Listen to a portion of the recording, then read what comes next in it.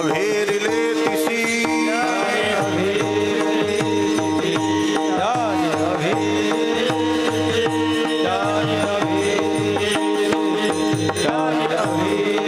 तरी ते सांगावे कवनाला तरी ते सांगावे कवनाला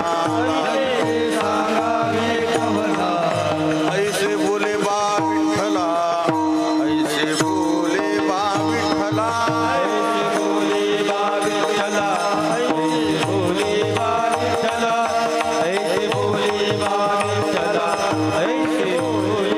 जड कोपे जड चरा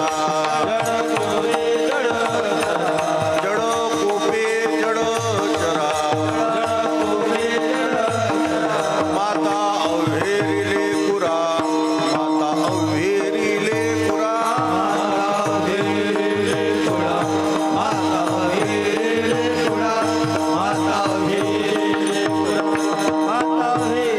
तरी ते सांगावे कवनाला तरी ते सांगावे कवनाला ऐसे बोले बा विठ्ठला ऐसे बोले बा विठ्ठला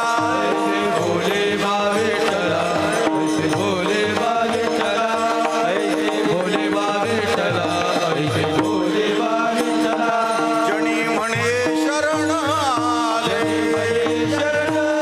जणी म्हणे शरण आले अव्हेरिता ब्रीद गेले अव्हेरिता ब्रीद गेले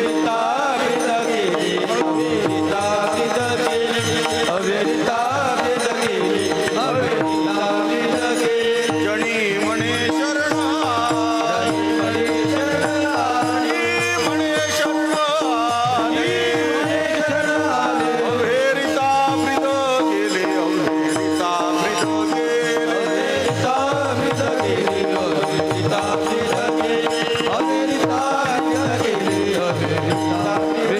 तरी ते सांगावे कवनाला सांगावे कवनाला ऐसे बोले बा विठ्ठला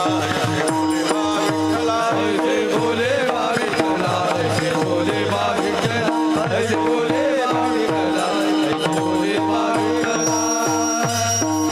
ढोपार कुमारी टाळी टाळी टाळी हरी जय जय ढोपार कुमारी जय जय ढोपार कुमारी हरी जय जय ढोपार कुमारी जय जय ढोपार कुमारी जय जय ढोपार कुमारी जय जय ढोपार कुमारी जय जय ढोपार कुमारी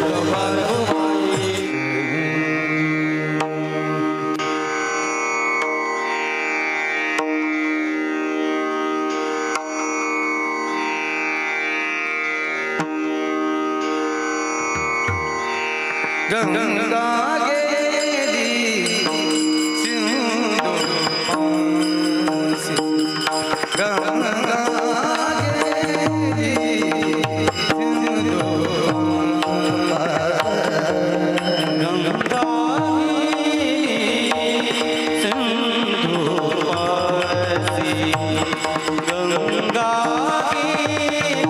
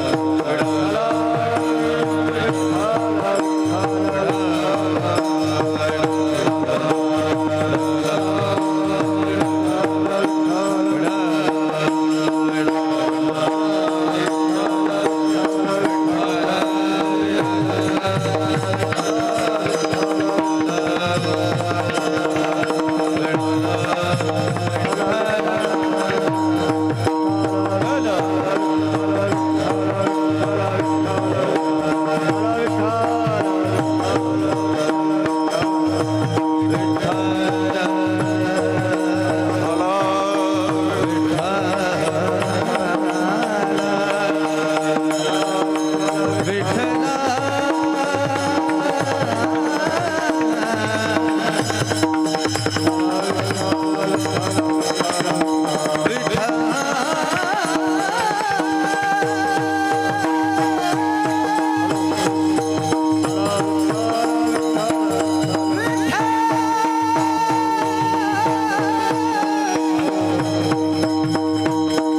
कुंडलिक वरदा श्री ज्ञानदेव पंढरीनाथ भगवान की जय, श्री रामचंद्र भगवान की जय, पवनसुत हनुमान माऊली ज्ञानेश्वर महाराज जगद्गुरु तुकाराम महाराज नमः पार्वती पते हर हर महादेव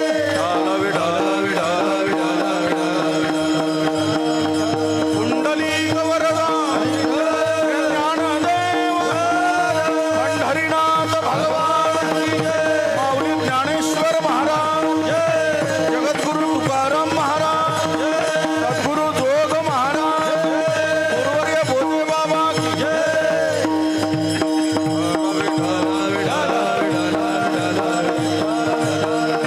छत्रपती शिवाजी महाराज धर्मवीर संभाजी महाराज ढाल विढाल विढाल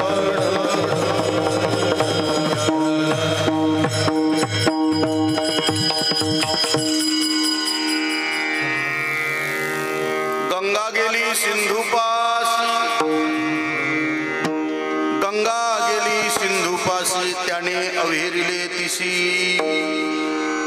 तरी ते सांगावे कवणाला ऐसे बोले बा विठ्ठला जड कोपे जडचरा जड कोपे जडचरा माता विहिरिले पुरा तरी ते सांगावे कवणाला ऐसे बोले बा विठ्ठला जनी म्हणे शरण आले जनी म्हणे शरण आले अविहिरिता ब्रीद गेले तरी ते सांगावे कवणाला ऐसी बोले बा विठ्ठला योऽन्त प्रविश्य मम वाचमिमां प्रसुप्तां संजीवयति किल शक्तिधरस्वधाम्ना अन्यंश्चरणश्रवणत्वगादिं प्राणान् नमो भगवते पुरुषाय तुभ्यं पांडुरंगा करू प्रथम नमन दुसरे चरण संताचिया दुसरे चरण पांडुरंग करू प्रथम नमन संताचिया दुसरे त्यांच्या कृपादाने कथेचा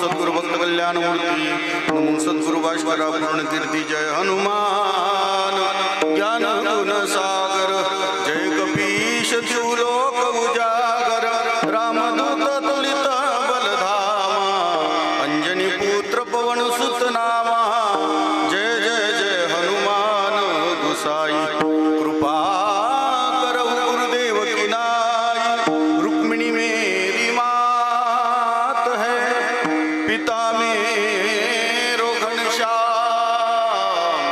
इन दोनों के चरणों में प्रभु पुनि पुनि करहु प्रणाम सिया राम माय सब जग जानी सिया राम माय सब जग जानी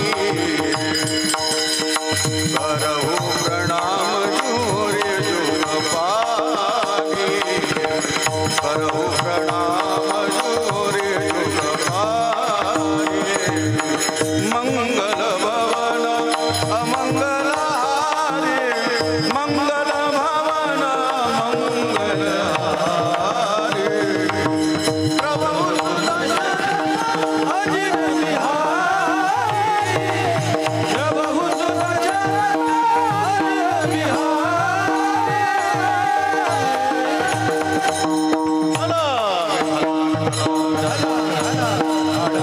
पुंडलीक वरदा ज्ञानदेव पंढरीनाथ भगवान की जय ज्ञानेश्वर महाराज की जय जगद्गुरु तुकाराम महाराज की जय अमृत महाराज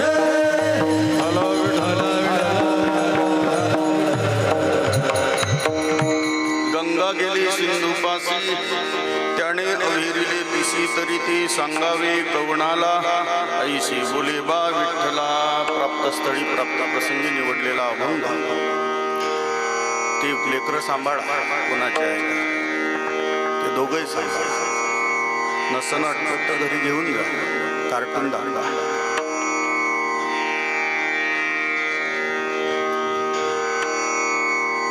भक्तीच्या क्षेत्रामध्ये परमोच्च शिखरावर पोहोचलेल्या जनाबाईची जी परीक्षा पाहतात भगवान परमात्मा भक्ती क्षेत्र असं आहे त्याला परीक्षा दिल्याशिवाय ते पार पाडत नाही तपे विन दैवत दिधल्या विन प्राप्त कोण सांग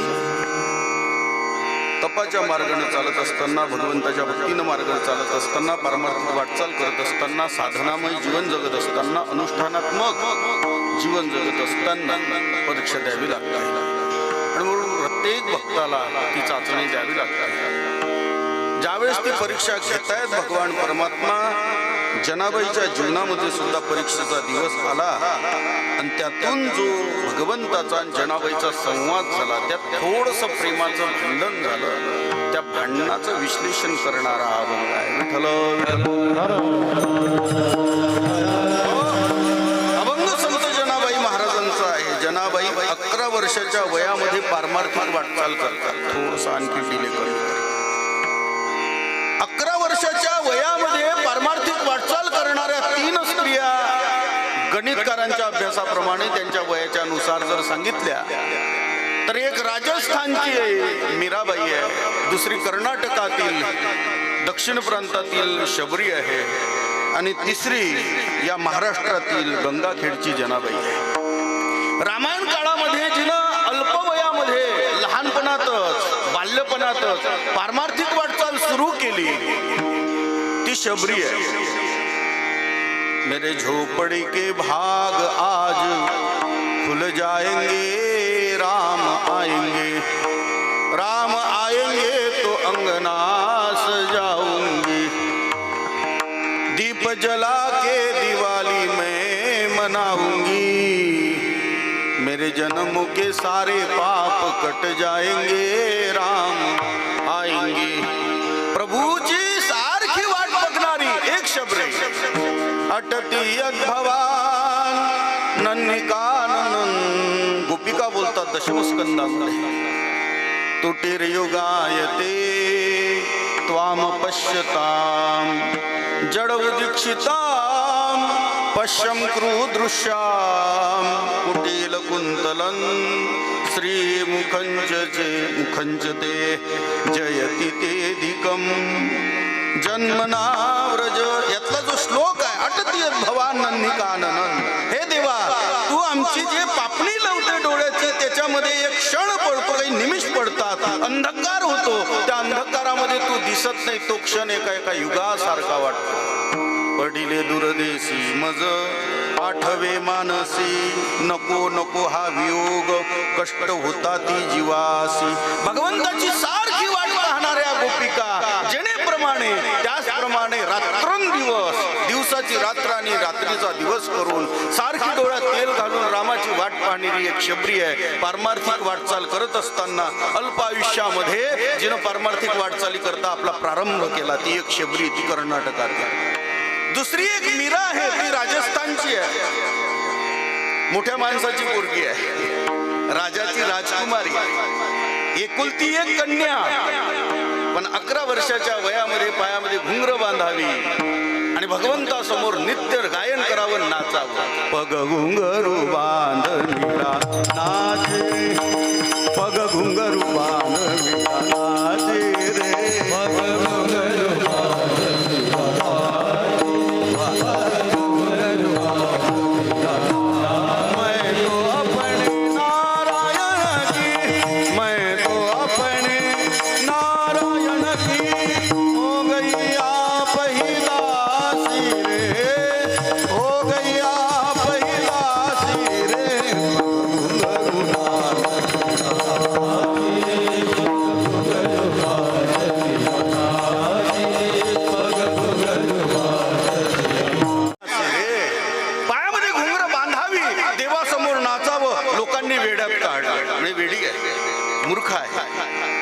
वर्षाच्या वयामध्ये शिक्षणाकरता शाळेत जावं आणि ही मंडपामध्ये जाऊन हरिपाठात नाचते. मूर्ख काय म्हणे, शिक्षणाचं वय असताना धोतर घालून हरिपाठात नाचावं, बुक्का घालावा, टोपी घालावी, कीर्तनात बसावं. मूर्खपणा. कोण बोलते? लोक कहे मीरा बैर बावरी. या जगताचा नियम आहे, ज्यानं परमार्थिक वाटचाल धरली, ज्यानं भक्तीची वाटचाल धरली, त्याची निंदा झाली गड्या. ती आपल्याकडूनच झाली, दुसऱ्यांना टाइम नाही. सत्ययुगापासून तुमच्या समोर उदाहरण ठेवल्या जातील. सत्ययुगापासून प्रल्हादानं भक्तीची वाटचाल धरली, बापानं तप्त तेलाच्या कढईत टाकण्याचे प्रयत्न केले. इवन उद्या परवा येणारा जो दिवस आहे फाल्गुन शुद्ध पौर्णिमेचा, त्या पौर्णिमेला त्याला मारण्याचे प्रयत्न झाले होलिकेकडून. ज्यानं परमार्थिक वाटचाल केली त्याची सख्खी आता त्याला मारण्याकरता प्रयत्न करते. आज येणारा दोन दिवसांनी येणारा तो दिवस आहे. प्रल्हादाला तप्त तेलाच्या कढईत टाकणारा त्याचा सख्खा बाप होता. बाहेरून पार्सल करावी लागत नाही. गणानी गोत्र ज सर्व हासतात. लोकांकडून अपेक्षा नाही, लोकांचं जाऊ द्या. शेवटी स्वतःचे लोक गेले याचे मनुष्यपण येणे सांडी येलीला. आमचेच लोक ज्यावेळेस आमच्या विरोधात जातात त्यावेळेस प्रश्न पडतो, लढायचं कोणासोबत. 29 किल्ले हातात आलेले तह करावा लागला. ज्यावेळेस आमच्या लोकांनी आमच्या विरोधात बंड पुकारलं, त्या दिवशी आम्हालाच त्या ठिकाणी नतमस्तक व्हावं लागलं. हा इतिहास विसरता येणार नाही. सत्य संपलं, त्रेता लागलं. त्रेता युगामध्ये माझा राम उद्या राजगादीवर बसणार. आदल्या दिवशी 14 वर्षाचा वनवास जिनं दिला, ती सख्खी आई घरातली होती, तिचं नाव कैकई होतं. त्रेताही संपलं, द्वापार लागला. पाहते पांडव अखंड वनवासी, पाहते पांडव अखंड वनवासी,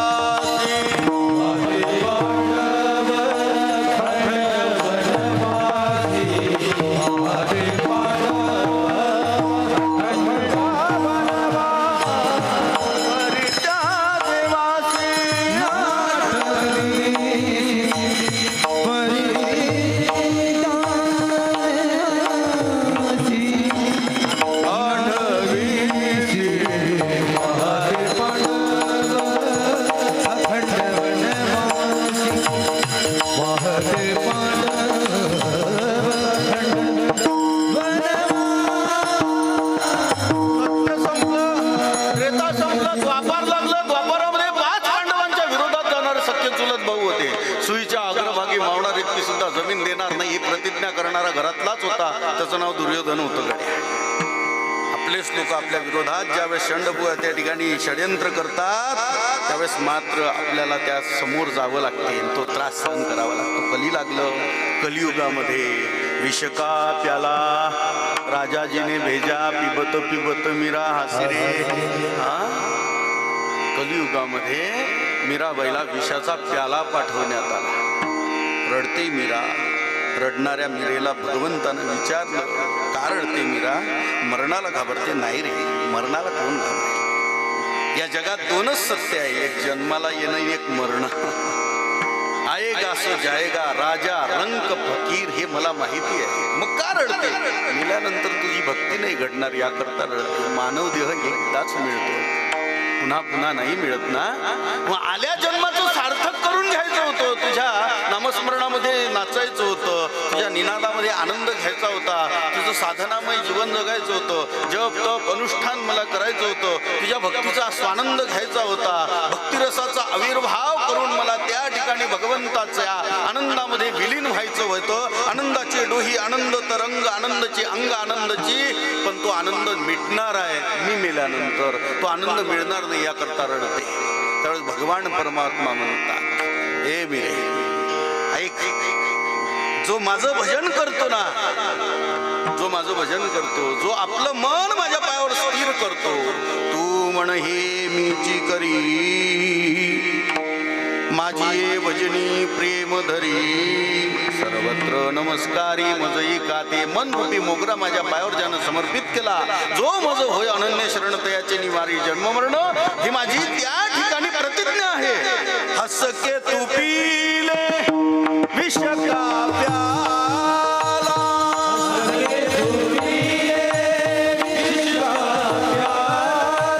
तो हे क्या डरतो संग गोपाला.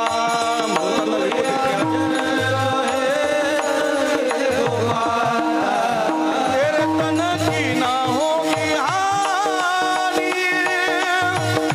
तेरे तन की ना होगी हानि, तेरे तन की ना होगी हानि, तेरे तन की ना होगी हानि. हो हे कृष्ण दिवानी मेरा श्याम दिवानी, कृष्ण दिवानी मेरा श्याम दिवानी, दिवानी दिवानी दिवानी हो मेरा कृष्ण दिवानी, हो मेरा श्याम दिवानी, हो मेरा कृष्ण दिवानी, हो मेरा श्याम दिवानी. माझं वचन आहे, हस के तू पिले विष का प्याला, तो हे क्या डरतो रे संग गोपाला. माझं वचन आहे, तेरे तन की ना होगी हानि, जाको राखे साईया, बाल ना बाका होय, हे माझं वचन आहे. ऐक मीरा, कलियुगामध्ये मीरेचा छळ झाला. विषाचा प्याला पाठवून मारण्याचे प्रयत्न झाले. 700 वर्षाच्या अगोदर माझ्या ज्ञानोबारायांना मधुकरी मिळू दिली नाही. 150 वर्षाच्या अगोदर माझ्या गजानन महाराजांना गावातून हाकलून लावलं. उष्ट्या पत्र्यावर जेवत असताना पाहिलं, उसाच्या काठीनं मारण्याचे प्रयत्न केले. ह्या जगाचा इतिहास आपल्याला विसरता येणार नाही. ज्यानं ज्यानं भक्तीची साधनेची वाटचाल धरली, ज्यानं परमार्थिक वाटचाल धरली, ज्यानं मुक्का लावला, माळ घातली, भगवंताचं भजन केलं, त्याची या जगतामध्ये लौकिक व्यवहारामध्ये त्याचा छळ झाला. हे पहिलं त्या ठिकाणी भगवंतही त्या ठिकाणी आणि लौकिकही दोनही परीक्षा घेत असतात. संत पदाला पोहोचणं फार कठीण आहे. बुवा मिळतो 40,000 नाही, 50,000 नाही, लाख रुपये खर्च करून आपल्याला बुवा मिळेल. बुवा मिळेल. परी वैष्णव नवसी अरे जना, वैष्णव मिळणं फार कठीण आहे. वैष्णव नाही मिळत, संत मिळत नाही मिळत, साधू मिळणं कठीण आहे. गड्या माझ्यासारखा बुवा आज आला, पाकिट भरलं निघून जाईल. माझ्यासारखी बुवा अनेक मिळेल. युट्यूबला सर्च करा, लाईन लागेल, हजारो नाही लाखो कीर्तनकार येईल. एवढंच नाही, एकटा बुवा नाही, जुगलबंदीवालेही भेटणार. जुगलबंदीवालेही भेटणार. कीर्तनाची जुगलबंदी ऐकलं होतं कधी? नाही ऐकलं होतं. याकरता अमृत बाबांनी शेवटपर्यंत मरेपर्यंत विरोध केला. त्याचं कारण त्यांना माहिती होतं. कलियुगाचं वारं त्यांना माहिती होतं आणि म्हणून शेवटपर्यंत विरोध केला होता. पण आज तो काळ आठवतो आम्हाला. का विरोध केला होता? तर त्याचं कारणच हे जुगलबंदी. जुगलबंदी होईल कीर्तनाची एक दिवस, आम्हाला वाटलं नव्हतं. नाट्यगृहामध्ये जुगलबंदी असते, गाण्यांची जुगलबंदी असते. जुगलबंदी तराण्याची असते. कीर्तनाची जुगलबंदी कधी झाली नव्हती. युट्यूबला सर्च करा, लाखो कीर्तनकार येईल, जुगलबंदीवाले मिळतील. पैसा फेक, तमाशा दे तो फेक पैसा फेक यारो फेक पैसा फेक, काही मिळेल. वैष्णव न होसी अरे जना. ऐका, एका मुलीने एक साधू पाहिला. त्या साधूच्या 20-22 वर्षाचा तरुण साधू, तरणा बाण साधू. त्या तरणा बाण साधूच्या पाया पडली ती बाई, ती मुलगी 18 वर्षाची मुलगी. त्याला विचारलं, बाबाजी का से हम प्रयागराज से, इधर का दक्षिण में चले, आप साधू हो? 22 वर्षाच्या तरणा बाण साधूने उत्तर दिलं, नाही बेटा मैं साधू नाही, भगवान का सेवक. साधू दुसऱ्या दिवशी सत्संग संपला, निघून गेला. साधू निघून गेल्यानंतर काही काळानं तो 40 वर्षाचा झाला. पुन्हा आणखी कुंभमेळा करता निघाल्यानंतर पुन्हा त्या गावामध्ये आली. ही पोरगी आता 34ची झाली, तो 40चा झाला. या पोरीचं जमतेम लग्न झालं. नवरा बायको याच्या दर्शना करता आले. आणि दर्शना करता आल्यानंतर पुन्हा हिने विचारलं, बाबाजी आप साधू हो? त्यानं तेच उत्तर दिलं, नाही बेटा मैं साधू नाही, भगवान का सेवक हो. जे प्रयागराजला गेला कुंभमेळाला, पुन्हा आलाच नाही. हिमालयामध्ये तपश्चर्या करण्याकरता निघून गेला. असं करता करता हिचंही वय झालं. हिला नातवंड झाले. हिला नातवंड झाल्यानंतर त्याचंही वय संपत आलं. त्याची तपश्चर्या संपली. भगवंताचा साक्षात्कार झाला. हिमालयातून 80-90 वर्षाच्या वयामध्ये तो उतरला. आणि पुन्हा दक्षिण प्रांतामध्ये जात असताना पुन्हा त्याच गावात मुक्काम. त्या पोरीला कळलं का लहानपणामध्ये आपण ज्याचं दर्शन घेतलं होतं, लग्न झाल्यानंतर ज्याचं दर्शन घेतलं होतं, तो साधू पुन्हा आलेला आहे, त्याच्या भेटीला चला. आता तर भाग्य आहे का नातवंडासहित दर्शन. जो साधू 90चा झाला ती आता 84ची झाली होती. 5-6 वर्षाचा फरक. त्या साधूच्या पुन्हा पाया पडली, दर्शन घेतलं. बाबाजी पहचाना? कौन बेटा? बहुत साल हो गए हिमालय में तपश्चर्या करके, नहीं पहचाना. वो बचपन में मैंने एक सवाल पूछा था आपको, और शादी के बाद भी एक ही सवाल था मेरा. क्या सवाल था? आप साधु हो? आज भी करके वही सवाल है, बाबाजी आप साधु हो? त्यावेळेस त्यानं उत्तर दिलं, हा बेटा मैं साधू. मग तिला अचंब वाटला. अरे 2 वेळा त्याला विचारलं आपण, बाबाजी आप साधू हो? त्याने एकच सांगितलं, नाही बेटा मैं भगवान का सेवक हो. 90 वर्षाचं वय झालं आणि छातीवर हात ठेवून सांगतो, हा बेटा मैं साधू. तिला अचंब वाटला आणि तिला प्रतिप्रश्न केला, आज असं का उत्तर आलं बाबा, का जे तुमचं 90 वर्षापर्यंत तपश्चर्या पूर्ण झाल्यानंतरचं हे उत्तर आहे. त्याने सांगितलं, बेटा ते वेळेस तारुण्य होतं, कदाचित कलंक लागला असता तर कोण्या तोंडानं सांगितलं असतं मी साधू आहे. सांग, आज 90 वर्षाचं वय झालं, माझ्या जीवनात कुठेही कलंक नाही, स्वप्नही दोष नाही, ज्याच्यामध्ये कुठलाच दोष नाही. आज छातीला हात ठेवून सांगू शकतो, बेटा मी साधू आहे, मी साधू आहे. आमच्यासारखे तर 1108 श्री श्री श्री. आता ममता कुलकर्णीनं जे ड्रगिस्ट प्रकरणामध्ये अडकली होती, जी नटी आहे, जिनं करण अर्जुन पिक्चर मध्ये काम केलं, त्या नटीनं करोडो रुपये खर्च करून कुंभमेळ्यात जाऊन प्रयागराज मधून महामंडलेश्वर पदवी विकत घेतली. नटी लोक जर महामंडलेश्वर होते तर भजन करून वारकरी मेले. तुम्ही काकडा करा, उठले नाही, लवकर उठले नाही. 7-5 झाले हो, 8-5 झाले, काकडा लागला नाही. तुम्हाला विचारणारे भरपूर आहे, पण नटी आल्यानंतर ती महामंडलेश्वर आहे म्हणून पाया पडणारे तुमच्यासारखे अनेक असतात. या जगात पैशाला मान आहे, धनवंता लागी सर्व मान्यता आहे, जगी असं बाजार झालेला आहे. महामंडलेश्वर श्री श्री श्री ह्या पदव्या विकत घेता येणार, साधू ही पदवी नाही गड्या, ती मिळत असते, ती विकत घेता येत. ऐका, माझ्या साधूला त्रास झाला, ज्यानं साधुत्व जिवंत ठेवलं, ज्यानं त्या ठिकाणी संतत धार एक प्रकारची ज्याप्रमाणे गंगा वाहत आहे, त्याप्रमाणे परोपकाराची ज्ञानगंगा ज्यानं वाहली आहे, त्या साधूला त्रास होत असतो. तोच त्रास या मीराबाईला सुद्धा झाला. झाला आणि तोच त्रास महाराष्ट्रातल्या जनाबाईला सुद्धा झाला. तिची परीक्षा घेतल्या गेल्या. 11 वर्षाच्या वयामध्ये जनाबाईनं गंगा खेड सोडलं, दिंडीमध्ये सामील झाली. पंढरपूरला भजन करत करत करत करत पंढरीनाथाच्या पायापुढचं दर्शन घेतलं. राजस सुकुमार मदनाचा कळा, रवी शशी कळा लोलिया, कसुरी मळवट चंदना. भगवंताचं दर्शन केलं. दर्शन घेतल्यानंतर ती आली. खूप सुंदर अशा असलेल्या परमात्म्याचं पायरीवर बसली. नामदेवराय नैवेद्य घेऊन गेले. नैवेद्य देऊन परत आले तर मुलगी तिथंच आहे. रात्रीचे 8 वाजले. पुन्हा नैवेद्य घेऊन आले. दुपारती झाली तरी सुद्धा ती मुलगी तिथेच आहे. जात असताना पुन्हा नामदेवरायांनी पाहिलं ती मुलगी तिथेच आहे. शेजारती करण्याकरता 11 वाजता पुन्हा भगवंताच्या भेटीला नामदेवराय येत आहेत.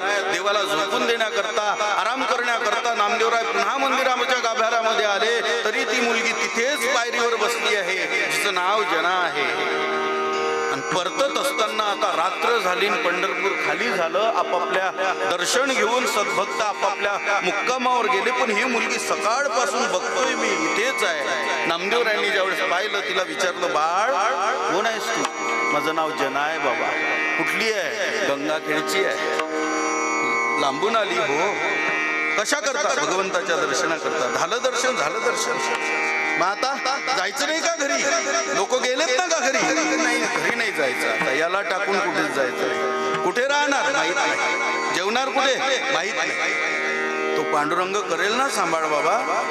असं म्हणतात ना, सकळ जीवांचा करीतो सांभाळ. मग या न्यायानं मलाही कोणीतरी मिळेलच. नामदेवरायांनी चिमुकल्यावर जनाबाईचं बोट धरलं आणि घरी आणलं. आता काय केलं? काय पाहुणा होय का 5 मिनिटासाठी आणला? हा, 5 मिनिटासाठी आणलेला पाहुणा सपातच नाही. त्यासाठी चहा मांडू का नाही मांडू, मांडू का नाही मांडू, मांडू का नाही मांडू, मांडू का नाही मांडू, मांडू का नाही. युवा लोकांची व्यवस्था करा म्हटलं तर कोणी ठेवायला तयार नाही अलीकडच्या काळामध्ये. नाही बाबा, आपल्या इथं कापूस भरला आहे, कोणी म्हणते तुरी भरल्या, कोणी म्हणते गहू भरले, कोणी म्हणते चना भरले. याच्यातच आहे सगळे. नाही नाही, आमच्या घरी डिलिव्हरी झाली, आमच्या घरी असं झालं, आमच्या घरी लग्न आहे, आमच्या घरी 2च खोल्या आहे, आमच्या घरी एकच हॉल आहे. ज्यानं सांगितलं तो पाहत बसून, तूच बुक्का लाव, तू झाड घाल, तू सगळं. भास्करराव, तुम्ही फोन केला ना, तुम्हीच पाहत बसा, आम्हाला काही घेणं नाही. बरोबर. अलीकडच्या काळात हे आपल्या गावची नाही सांगत परिस्थिती, तिकडची सांगतात. इथचं चांगलं आहे. इथलं तर मला आलो तेव्हापासून चहाला या, चहाला या, चहाला या, चहाला या. सगळेजण आदर करणारे आहे. चांगलं गाव आहे. पण बाहेरचं सांगतो. तिकडे गेल्यावर इकडचं सांगावं. दुसरं काय भेटते कुठं? एक पावरा सपादत नाही राजा. ज्या नामदेवरायाच्या घरी वसुधैव कुटुंबकम ही प्रणाली ज्या भारताची आहे, 27 देशाचं समिट झालं. त्या समिट समोर ज्या भारताचं एकच वाक्य होतं, वसुधैव कुटुंबकम. ही प्रणाली ज्या भारताची आहे, त्या भारतातले संत नामदेवराय कुटुंबामध्ये राहत असताना 14 जण एका विचारानं एका घरी राहतात. एका विचारानं एका घरी राहतात. आमच्या घरात 5च लोक असते, पण 5 मतं आहे. हाती घेऊन बाण फिरे, एक बाणाकडे जातो, दुसरा मज येई नाही तेही नाही, वेगळा दोही पासून अपक्ष आहे. तिसरा उभारीला हात पंजाकडे आहे. म्हातारा काही अटकून नाही राहिलं. ती म्हणते 1500 घे, पण मत पंजालेच दे. म्हातारा अजूनही सुधरून नाही राहिलं. तिच्या डोक्यात ते सोनियाच बसली आहे अजून. तिच्याशिवाय दुसरीकडे काही जात नाही ते. 4थं असतं ते आपलं मशाल घेते आते. 5वं घड्याळ घालून फिरते. 5 विषयानं 5 गेले. 5च लोक आहे, पण मत 5 जणाले गेले. एक मत ज्या ठिकाणी नाही ते घर आपलं आहे, पण 14चे 14 ही जण एका विचारानं ज्या घरी राहतात ते नामदेवाचं घर आहे. नामदेवाचे घरी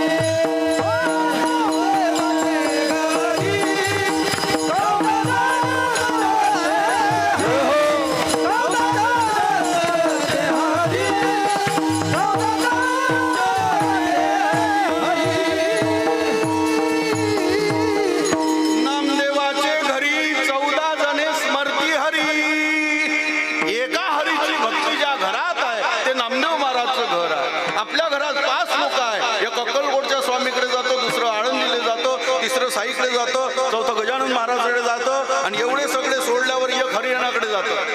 तू मला भक्ती दे, मी तुला स्तर्य देतो, तू तुझ्या जीवनाचा शिल्पकार. बिल्ली घालून खिशाला मी त्याचा भक्त आहे. 5 जणांकडे 5 धर्म संप्रदाय, अन्य संप्रदाय, अन्य धर्म, अन्य सद्गुरू, एकाच घरात 5 फोटो.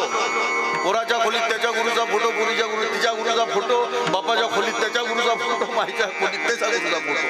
सगळे गुरुचाच बाजार आहे. गुरु हो जाऊ शुरू. असंच आहे ना.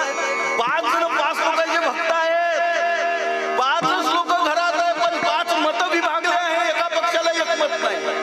नामदेवरायाच्या घरी एका विचारानं लोक राहतात. ते नामदेव महाराजचं घर आहे. 14 जणे स्मरती हरी, त्याच्यात 15 जना याड करा. जना गेली, जनीचं स्वागत 14 जणांनी. एखादं बाळ यावं घरात, जन्माला आलेला कुलदीपक घरात यावं, त्याप्रमाणे 14 जणांच्या कुटुंबाच्या पूर्ण लोकांनी, पूर्ण परिवाराने, नामदेवरायांच्या घरच्या लोकांनी जनीचं स्वागत केलं. ही शब्द विचारला नाही नामदेवरायांना, ही कोण आहे. आपण विचारतो कोण आहे, किती दिवस राहणार आहे, कधी जाणार आहे, नाही विचारलं. जनीचं स्वागत केलं राजा. जनी ती 11 वर्षाच्या वयातली पोरगी हुशार होती. तिला माहिती होतं आपण जरी इथं राहणार आहे तरी काम केल्याशिवाय भाकर खायची नाही, हे तिला माहिती होतं. बरोबर आहे ना. अरे संसार संसार जसा तावा चुलीवर, केव्हा मिळते भाकर, आधी हाताला चटके मग मिळते भाकर. जीवनातलं एक सत्य आहे, कर्म. कर्मप्रधान देश आपला हा भारत आहे. अगोदर कर्मवाद, नंतर प्रारब्धवाद. साधू संतांनी प्रारब्धाला महत्व दिलं, पण कर्मवादानंतर कर्मवाद अगोदर शिकवलाच नाही. कर्मवाद अगोदर शिकवला, प्रारब्धवादाला महत्व दिलं नाही. अगोदर क्रियमान, संचित आणि मग प्रारब्ध. सगळ्यात शेवटी प्रारब्ध आहे. ऐका, प्रारब्धवाद हा नंतरचा काळ आहे. म्हणून कर्माला महत्व दिलं. तिनं घरची कामं करायला सुरुवात केली. धुनी भांडी, दळण कांडण, जी काही घराला कामं येत आहेत मुलीच्या वाटेला, ती मुलगी ती कामं करायला लागली.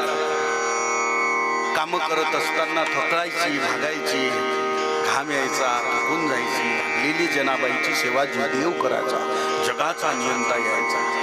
माझ्या जनीला नाही कोणी, वेणी घाली चक्रपाणी. माझ्या जनीला नाही कोणी, नाऊ घाली चक्रपाणी. जनीची आंघोळ करून द्यावी, वेणी घालावी, जनाबाईवर प्रेम करावं देवानं. परमात्म्यानं जनाबाईची सेवा करावी. तिनं भजन करावं, देवानं डोलावं. तिनं भजन म्हणावं, मागणं सूर, ज्याला ध्रुपद म्हणतो. पुढे गावे त्यांचे धरावे ध्रुप, पुढे म्हणावं, भगवंतानी तिचा ताल धरावा, स्वर लावावे. जनाबाई एक दिवस दळण कांडणाला बसली. दळण कांडता दळण करता कांडण करता एक दिवसचा प्रसंग. सुंदर गीत म्हणायला लागले. ओविया कांडणी गाऊ गीती, पंढरीये माझे माहेर साजनी. दळण कांडता बोलायला लागले. सुंदर माझे जाते ग फिरते बहुतेक. आजही 10वी 12वीला या ओव्या आहेत, अभ्यासाला आहेत, जनाबाईचे अभंग आहेत. पण डोकं तिथंच चालत नाही, सगळीकडे डोकं चालतं. चॅटिंगमध्ये चालते डोकं, मिस कॉलमध्ये डोकं चालते, ब्लॉक नंबर लिस्ट करते त्याच्यात डोकं चालते, ह्या बंद तो सुरू याच्यात डोकं चालते. पण हे 10वी 12वीला संतांचे जे अभंग आले, त्या अभंग प्रणालीमध्ये काय आहे नेमकं याच्यातच डोकं चालत नाही. डोकं सगळीकडे चालतं. मला तर आनंद आहे का इथे प्रौढांपेक्षा म्हातारांपेक्षा तरुणांची संख्या जास्त आहे. थोडेसे तिथं त्या कोपऱ्यामध्ये ए मुलींनो तिथं जे लेकरं आहे ना ते सांभाळा, गोष्टी तुम्ही करू नका. विठ्ठल विठ्ठल. मला वाटते आम्ही कोपरा धरला म्हणजे आम्ही 50% आरक्षणात आहे. महाराज काही बोलू शकत नाही. आरक्षण घरी करा, पलंगावर गप्पा गोष्टी करा. इथं आरक्षण नाही तुम्हाला. इथं 2 तासापुरतं आरक्षण मला दिलं. बरोबर आहे की नाही? नाव पत्रिकेत माझं आहे, तुमचं नाही आहे की नाही? त्यामुळे 2 तास आरक्षण मला. इथून गेल्यावर रात्रभर, उद्या दिवसभर, कथा लागेपर्यंत आरक्षण तुम्हाला, कथा लागल्यानंतर आरक्षण बाबाला.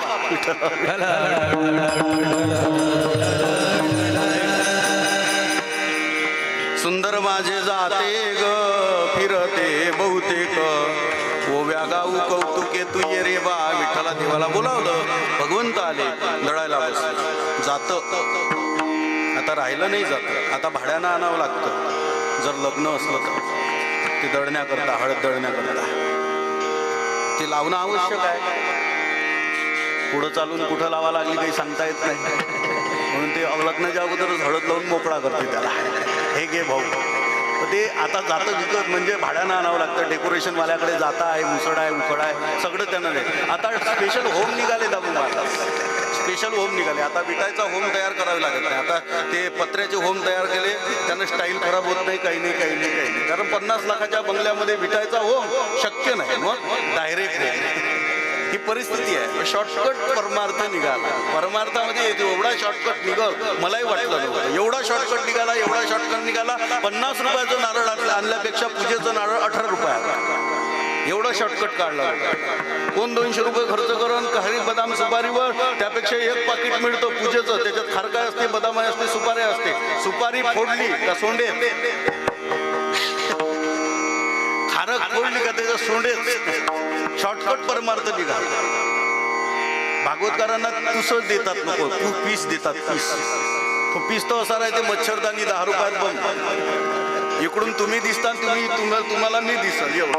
हे फोडलं नारळ ससारे ससा दिसतो कसा, कापूस पिंजून ठेवला जसा, एवढं साठतो. तोही सरका सुद्धा निघत नाही. अंगाचा खकाना करत करत बाहेर निघते. बुद्धाचा बुद्धाच निघते. एवढा बुद्धा, एवढा बुद्धा, एवढा बुद्धा का असं वाटते का डब्बीत भरून ठेवा ना तुम्हालाच लावा. बुक्क्याचंच काम करणार आहे ते बुद्धा. एवढं खऊट नारळ, एवढं भयंकर नारळ.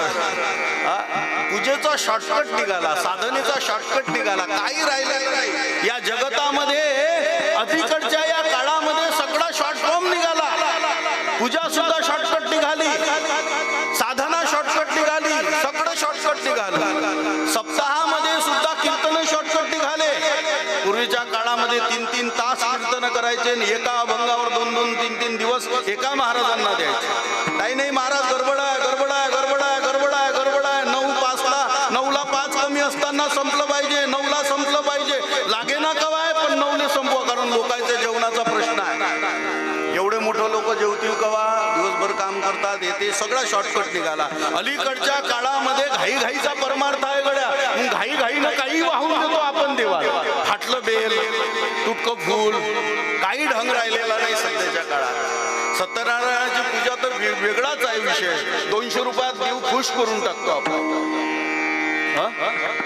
200 रुपयात खुश. त्याच्यातही ब्राह्मणानं जर सगळं नेलं, ब्राह्मणान नेलो, त्यानं जर दक्षिणा मागितली 500 रुपये जर लिहून असले तर आपण 250 रुपये देतो. आणि 250 रुपये देऊ नये, लाल्या गेला म्हणून 250 घेऊन घ्या. बार कोरपला 250 भागवा. त्यानं बिचाऱ्यानं अगोदरच्या दिवशी येऊन पूजा मांडली 7 चौरंगाची. 250 रुपयात ब्राह्मण खुश केला. पुन्हा ब्राह्मणाच्या नावानं शिव्या दिल्या. ब्राह्मणाशिवाय भागतच नाही ना, कशाला शिव्या देऊन मोकळं करायचं. ब्राह्मण भगवंताची विभूती आहे. या जगतामध्ये चालतं बोलतं ब्रह्म सांगितलेलं आहे. मनुष्यामध्ये ब्राह्मण भगवंताची विभूती आहे. प्राण्यांमध्ये गाय भगवंताची विभूती आहे. झाडांमध्ये अश्वत्थ नाम, सर्व वृक्षाणाम म्हणजे पिंपळ भगवंताची विभूती आहे. 5 तत्वामध्ये अग्नी भगवंताची विभूती आहे. तसं चालतं बोलतं ब्रह्म म्हणजे ब्राह्मण आहे. त्या ब्राह्मणाशिवाय आपलं कर्म होत नाही, आपला होम हवन होत नाही, आपली पूजा होत नाही. कर्मकांडाशिवाय आपण पुढे जाऊ शकत नाही. कितीही कर्मकांडाला आपण शिव्या घालत बसलो तरी कर्मकांड करावंच लागते. तुम्हाला लग्न झाल्यानंतर सत्यनारायणाची पूजा करावंच लागते. कितीही पुरोगामी विचाराचा माणूस असो, त्याचं लग्न जरी झालं तरी दुसऱ्या दिवशी त्याला सत्यनारायणात बसावंच लागतं. किती अंधश्रद्धा निर्मूलन समितीचा अध्यक्ष असला तरी लग्न झाल्याबरोबर त्याला सत्यनारायणाला बसावंच लागते. ज्या सत्यवतीला शिव्या देत अंधश्रद्धा निर्मूलन समोर आलं, त्या लग्न जर झाले, त्यांच्या मुलाचे लग्न जर झाले तर अगोदरच्या दिवशी त्यांना कुलदेवचं पूजन करावं लागते आणि गणेश नाम पोफुडाची गणपतीची पूजा करावी लागते. हे सगळं करावंच लागते. राजा किती शिव्या देणार तुम्ही? किती सनातन धर्माच्या विरोधात बोलणार? किती हिंदू धर्माच्या विरोधात बोलणार? किती शिव्या घालणार? हे केल्याशिवाय गत्यंतरच नाही. किती शिव्या दिला तरी त्यांना शरण जावं लागते. हा जगातला नियम आहे जगातला नियम. आणि म्हणून मी काय सांगत होतो, शॉर्ट फॉर्म नका काढू, शॉर्ट कर्म नका करू. माझ्या तुकोबारायांनी ते भजन केलं, त्या भजनामध्ये विलीन झालेले भगवान परमात्मा, ज्या तुकोबांनी भजन करावं भगवंतांनी नाचावं, नामदेवरायांनी कीर्तन करावं देवानी नाचावं, ज्ञानोबारायांनी गायन करावं, त्या गायनामध्ये भगवंतांनी विराम करावा. संगीत है ईश्वर की शक्ती, हर सुर में बसे राम. भगवंतानं सुद्धा त्या रागाचा आनंद घ्यावा, त्या गायन कलेचा आनंद घ्यावा, त्या कीर्तनाचा आनंद घ्यावा. किती शिव्या घालताय. त्यानिमित्त गावागावामध्ये, खेड्यापाड्यामध्ये, शहरामध्ये, या संपूर्ण भारतवर्षातच नाही, भारतवर्षाच्या बाहेर सुद्धा हिंदू संमेलन होत आहे. कशा करता हिंदू जनजागृती? नाचू कीर्तनाचे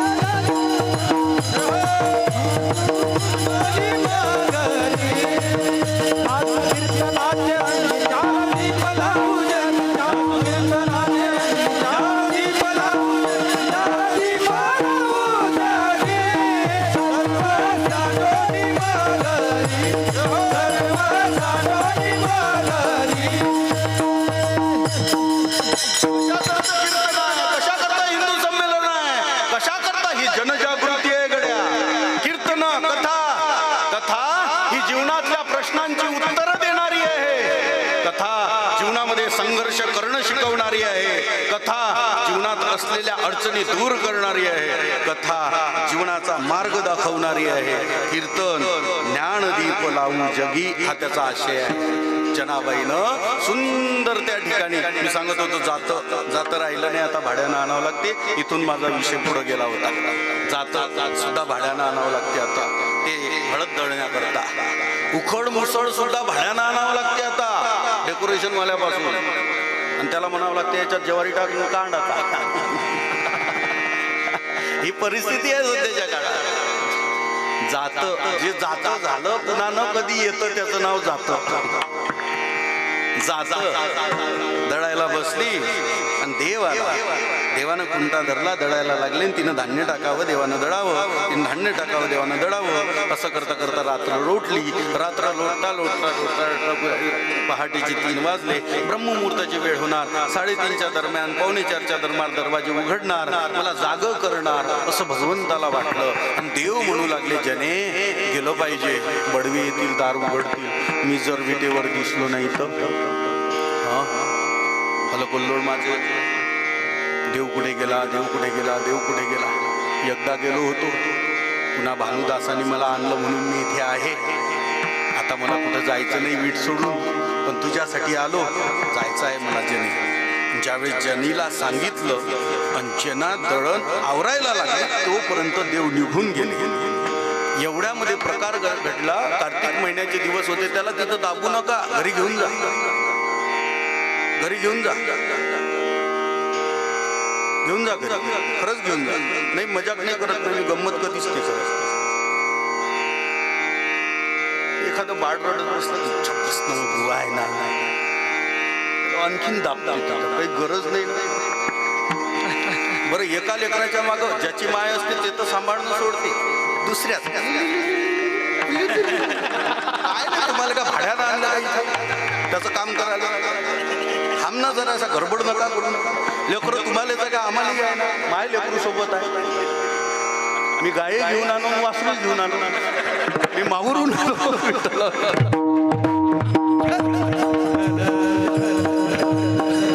वासरू बरोबर आहे ना. जाऊ द्या, मी लय तालावर आहे आज. बाबा बसले आहे. हा मी खरं बाबा बसले आहे, मी लय धाऱ्यावर आहे. नाचू कीर्तनाचे रंगी ज्ञान दीप लावू जगी असू जाऊ द्या. या काय ज्ञानदीप लावला आपला दीपकच नाही सध्या, शांत बसून राहिला कसा का कुलदीपक. हे कुलदीपक चॉकलेट देतो, रडू नको मा. मग जेवला जेवणही आहे, तुला चॉकलेट मी देतो, हेच एक चॉकलेट आहे. शांत बसलं ते काहीतरी दिलं वाटते त्याला. देत जा, बिस्किट ठेवा लागते लेकरं आणल्यावर सोबत. भगवान निघून गेले. गुलाबी थंडीचे दिवस होते. प्रकरण असं घडलं होतं की देवाला थंडी लागत होती म्हणून गोधडी टाकली देवाच्या अंगावर. गोधडी म्हणजे वाकड. अनेक वस्त्र एकत्र करून जे शिवल्या जाते तिचं नाव वाकड. जुन्या लोक करायचे, म्हातारी लोक करायचे, ती आता वाकडी राहिल्या नाही. आता गोधड स्पेशल विकत भेटतात. वाकडी सारखाच कलर तिचा, पण ते एवढे हलके राहते का पंखा लावल्याबरोबर अंगावरचं उडून जाते, एवढी हलके.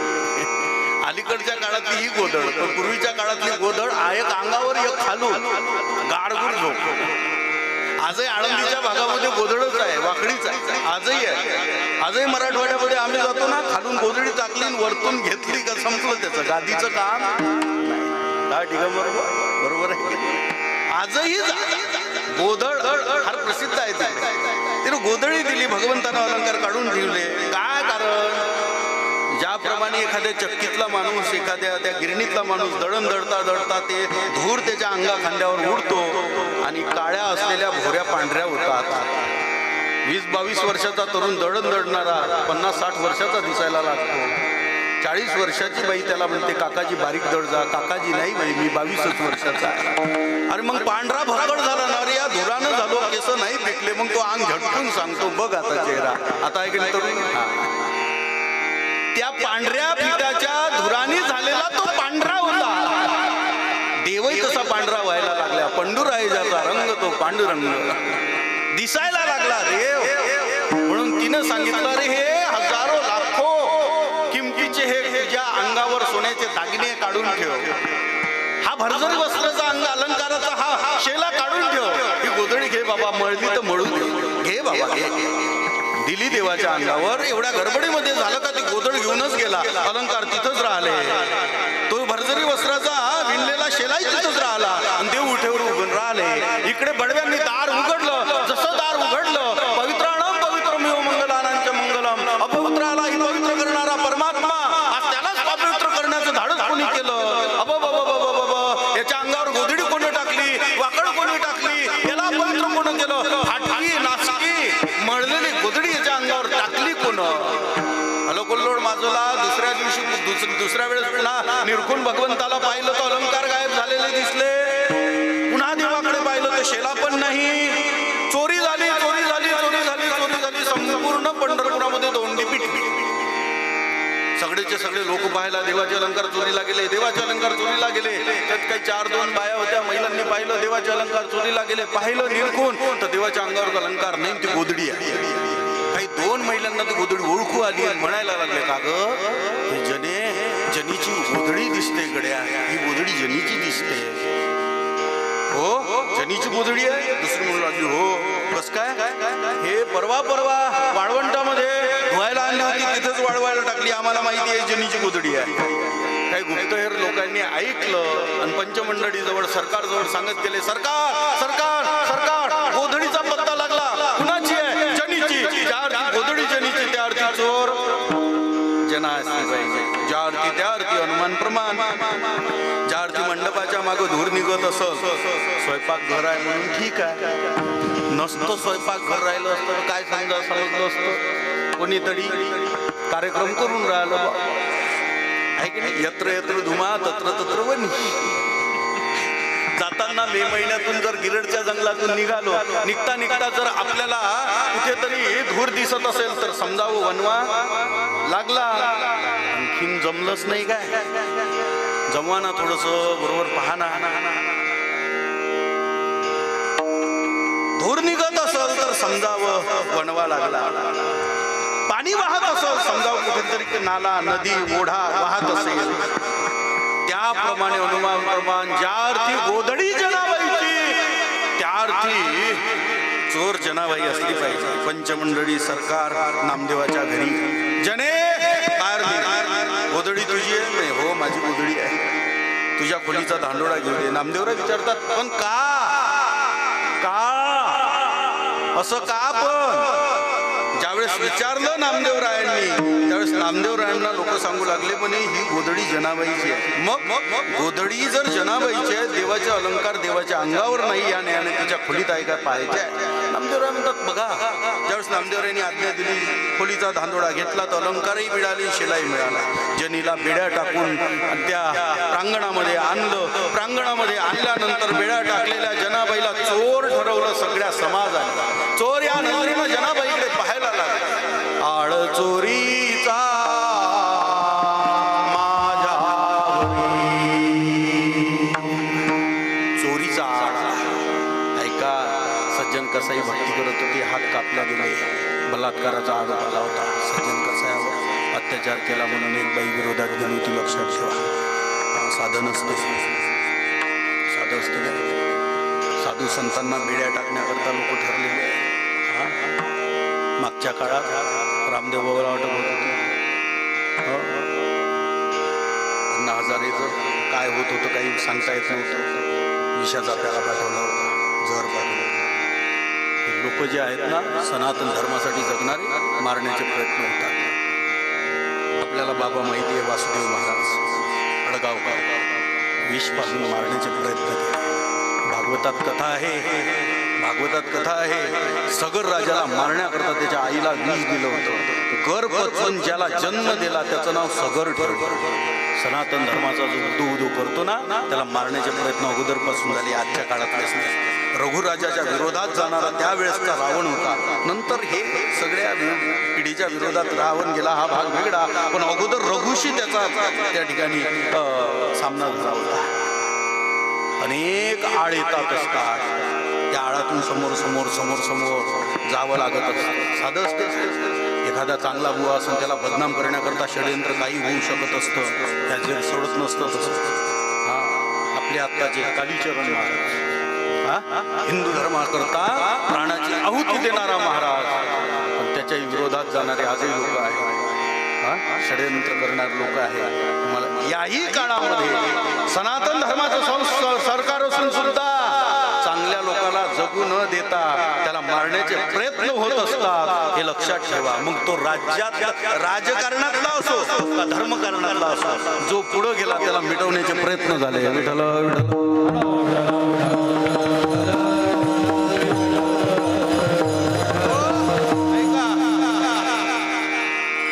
जनाबाईवर चोरीचा आळा. जनाबाईच्या हातात बेड्या आहे. रडणाऱ्या जनाबाईनं विचारलं काय गुन्हा आहे? म्हणजे तुझी गोधडी आहे, म्हणजे माझी आहे. या चोर तू आहे, कोणी चोरी मी केली नाही. मग जना सांग ओव्या गाऊनी स्वरात दासी जनीच्या घरात. मी मंदिरात नाही गेली, तो माझ्या घरात. चोरी ज्याच वेळेस होत असते ज्यावेळेस माणूस तिथे जाऊन चोरी करत असतो, बरोबर ना? एखाद्याच्या घराची चोरी करायची असेल तर इथं तर आयतं मिळणार नाही, त्याच्या घरात जाऊन चोरी करावी लागेल. इथं उलट झालंय. ओव्या गाऊनी स्वरात दासी जनीच्या घरात दळण दळिले सख्या श्री हरी. देवानं दळण दळलं, आळ चोरीचा प्रश्नार्थक चिन्ह माझ्यावरी.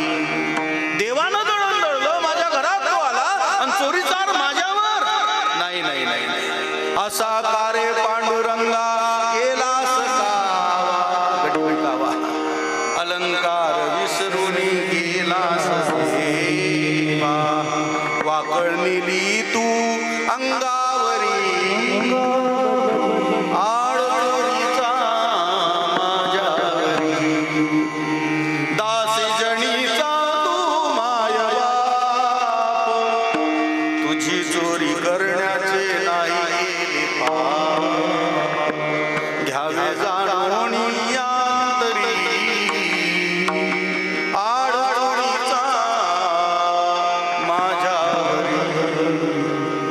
मंडळी साक्षी विरोधात आहे तिच्या. साक्षी जर विरोधात असले, तुझ्या विरोधात साक्ष मिळाली ना जने, फासावर लटकवण्याची शिक्षा, सुळावर देण्याची शिक्षा. रडायला लागली जना. विचारते उद्या सुळावर जाणार, मरणार जना तू. आळ आला तुझ्यावर, सांग शेवटची इच्छा. म्हणजे ज्या देवाची मी अलंकार चोरले त्याच्याशी बोलायचं. हसायला लागलेलो. तू का म्हणे हसले नाही का नाही, हसायला लागले लोक. आणि ज्यावेळेस लोक हसायला लागले त्याच्याकडे लक्ष न देता जनाबाई म्हणते मला एकदा आत सोडलं. जनाबाईला आत सोडलं. कडेकोड बंदोबस्त घातला. पूर्व पश्चिम उत्तर दक्षिण दरवाजे कडेकोड बंद केले आणि जनाबाईला एकटीला आत सोडलं. त्यांनी सांगितलं म्हणे जा जा. जना गेली. ज्यावेळेस जना येते, पाषाणाची मूर्ती कापली थरथरा. थरथर कापायला लागला देव. त्याला माहित नव्हतं गुन्हा आपला आहे.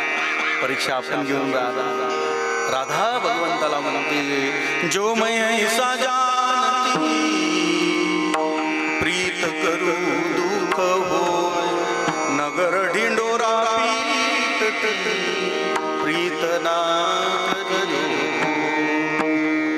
प्रीत म्हणजे भक्ती. भगवंतावर भक्ती केल्यानंतर दुःख जर पदरात पडत असल तर संपूर्ण चिखलापार गावात दौंडी ठोकली असती. याच्या कथेला कोणी जाऊ नका. हा धोका देतो, हा अविश्वासी आहे, याच्यावर प्रेम करू नका, हा परीक्षा घेतो.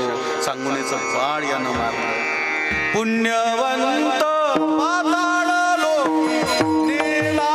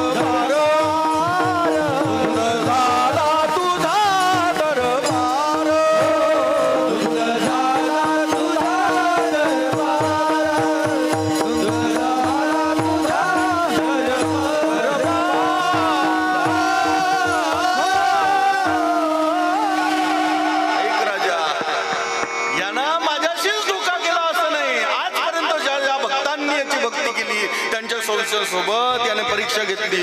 सत्ववाणाचा बहु केला छळ, कीर्तिवाणाचे मारिले बाळ, सखा म्हणविसी त्याचे नाशिकळ.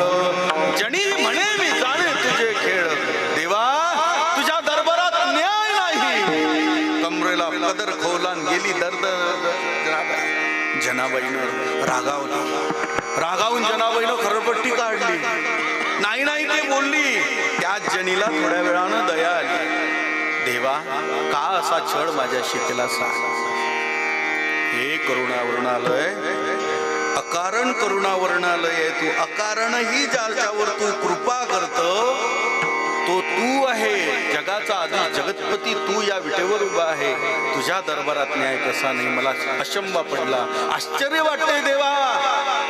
पतिव्रता तीव्रथा वेश्या गणिकादी सत्य लोकांनी कडी स्वकुडा लागली. यादव वृंदाई गोष्ट बरी नाही. तू काही बरोबर केलं नाही देवा. वैरियासी दिधली मोक्ष कपटियासी दिधली महानी. चाळकासी त्रैलोक्य भावे वंदी सेवकाच्या ढोंगानं बड़ो की होत बड़ाई गरीब को पूछे ना कोई. हनुमान कितने गिरी उठाए तो गिरधर कहे ना कोई. दरबारात न्याय यानं करंगोळी लावली. गिरधारीला ऐकी जय. एकट्यानं हनुमंतरायानं उत्तराखंडामधून पर्वत उचलला आणि एकट्यानं दक्षिण प्रांतात आणून ठेवला. तो पुन्हा गिरधारी लालकी जय म्हटलं नाही. हा अन्याय आहे, हा अन्याय आहे. न्याय नाही त्याच्या दरबारात. मग जनाबाई रागावली खरं, पण त्याच जनीला वाटलं मला असं वाटतं हा भगवान परमात्मा पाषाणाचा खरोखर आहे का, देवा तू दगडाचाच आहे का, अशी मला शंका दोघाची आपल्या डोक्यात घालून घालणाऱ्याची ढाबे आहे, पेट्रोल पंप आहे, जमिनी आहे, सगळं आहे, मांसाहाराचे दुकान आहे, दारूचे मदिराचे दुकान आहे, अशाचा विजय आहे. आणि जो वारी करतो 250 किलोमीटर त्याच्या पायात चप्पल नाही राजा, धुंद झाला तुझा दरबार. भक्ती करणाऱ्याला वनवन वनवन फिरावं लागते, फिरावं लागते. या जगाच्या नियंत्याला शरण जाणारा भक्त संकटात आहे आणि धर्माच्या विरोधात जाणाराचा या जगात गौरव आहे. वैर्यास विधली मोक्षसी. ऐक देवा, धुंद झाला तुझा दरबार, रडणारी जना म्हणते हे देवा ऐक ना देवा, काय काय नाही रात्रंदिवस माझ्या सोबत खेळणारा बागडणारा आज देव दगडाचा कसा झाला सांग ना देवा. हे देवा, जर माझा तू अव्हेर केला मी तुला शरण आली देवा, आणि जर तू अव्हेर केला तर तुझं ब्रीद वाया जाईल, ब्रीद वाया जाईल. अभंगाचं शेवटचं अव्हेरिता ब्रीद गेले, अव्हेरिता ब्रीद गेले,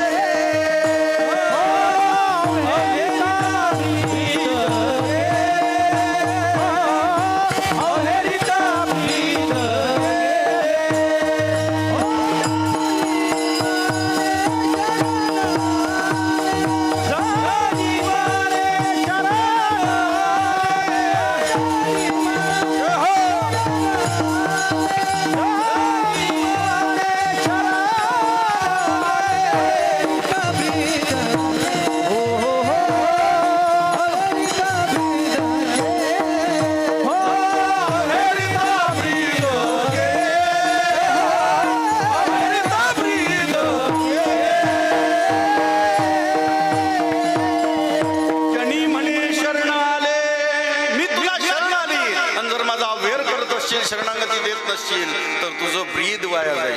काय ब्रीद आहे माझं? तुझं ब्रीद आहे, तू 9वा अध्याय काढ गीतेचा, त्याच्यात तुझं ब्रीद लिहिलेलं आहे. अनन्या चिंतयन्तो माम ये जना पर्युपासते तेषां नित्याभियुक्तानां योगक्षेमं वहाम्यहम्. मी त्याचा योगक्षेम वाहतो. स्वतः देव बोलतात येत एकचिला तरले जे सर्व भावे मज भजले तया ऐलीच तडिये सरले माया जाळ. त्याला अधिदैविक अधिभौतिक आध्यात्मिक तापापासून निवृत्ती त्याची होते. त्याला तीनही तापापासून त्याची निवृत्ती होती. त्याला तीनही ताप स्पर्श करत नाही जो भक्त मला शरण येतो. असं देवाचं जर वचन आहे, असं ब्रीद वाक्य आहे, घोषणापत्रात त्यानं लिहिलं आहे, मग तुझं ब्रीद कुठं गेलं? ब्रीद वाक्य घोषणापत्र. एखादी निवडणूक लढत असताना तो घोषणापत्र तयार करतो पुढच्या पार्टीचा माणूस, आणि ते घोषणापत्र तुमच्या दारात देतो, घरात देतो, दारावर चिकवतो. आमचं जर सरकार आलं तर आम्ही असं असं करू. आणि मग त्यानं जर तसं केलं नाही तर लोक त्याला जर तेच घोषणापत्र दाखवतात, पहा साहेब तुम्ही काय लिहिलं होतं, आहे की नाही? आणि मग ते जर पूर्ण केलं नाही तर साहेबाला विचारते हे गेलो कुठं, तुम्ही म्हणत होते ना. आणि मग तो म्हणतो माझ्या हातात नाही. हे त्याचं शेवटचं वाक्य असते. त्याच्यापुढे तो काहीच बोलत नाही, माझ्या हातात नाही. हे पुढच्या मंत्रालयातली बाहेर आहे, माझ्याकडे तो नाही. म्हणजे हे असं झालं, इतिहासच्या मास्तरनं समजावून सांगायचं का गणिताचं आपल्याला काही घेणं देणं नाही.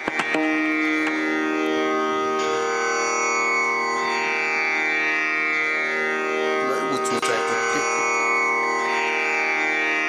एवढे नाही पाहिजे. अव्हेरिता ब्रीद गेले.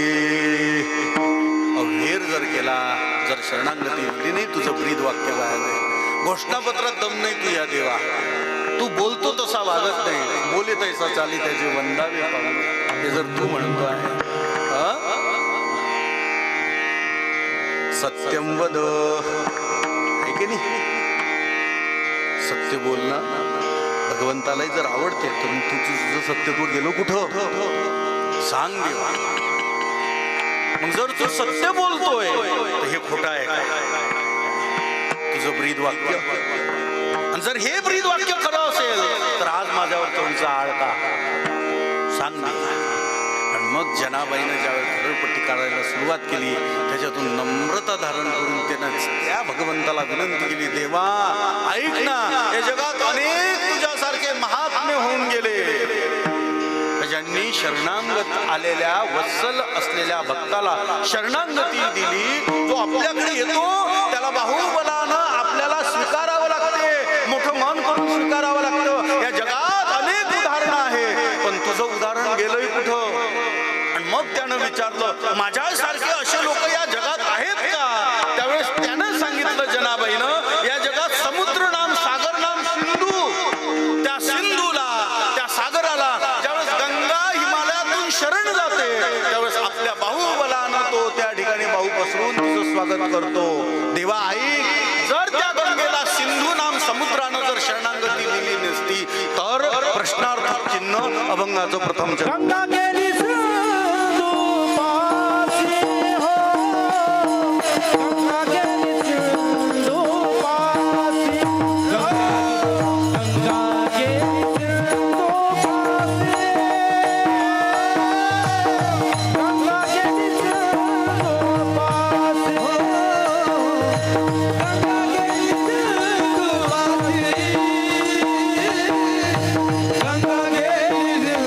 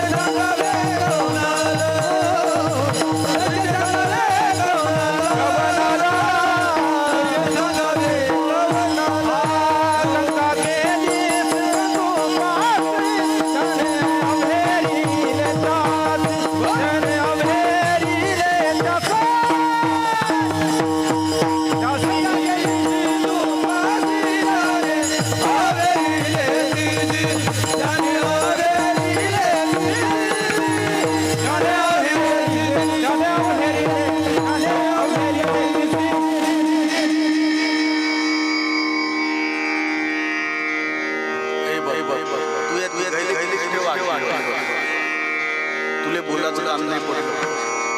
येले तिघाले खुश ठेवलं का तू खुश राहील.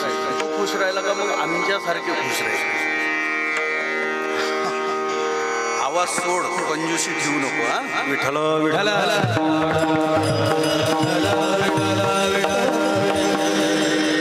गोड आहे तुझा हातही गोड आहे, तूही गोड आहे. साऊंड सामान सगळं चांगलं आहे, माईक आहे क्वालिटीचे आहे सगळं. तुझ्या हातातली जादू थोडीशी बरोबर कर म्हणजे जमलं. आणि थोडंसं शिक्षण जर शिकत असेल ऑपरेटिंगचं तर चांगल्या माणसाला विचारून घ्यायचं फोन करून, म्हणजे ज्ञानात भर पडते. विठ्ठल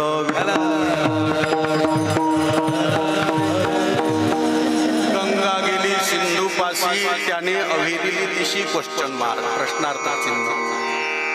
सांग देवा मला हे तू काय.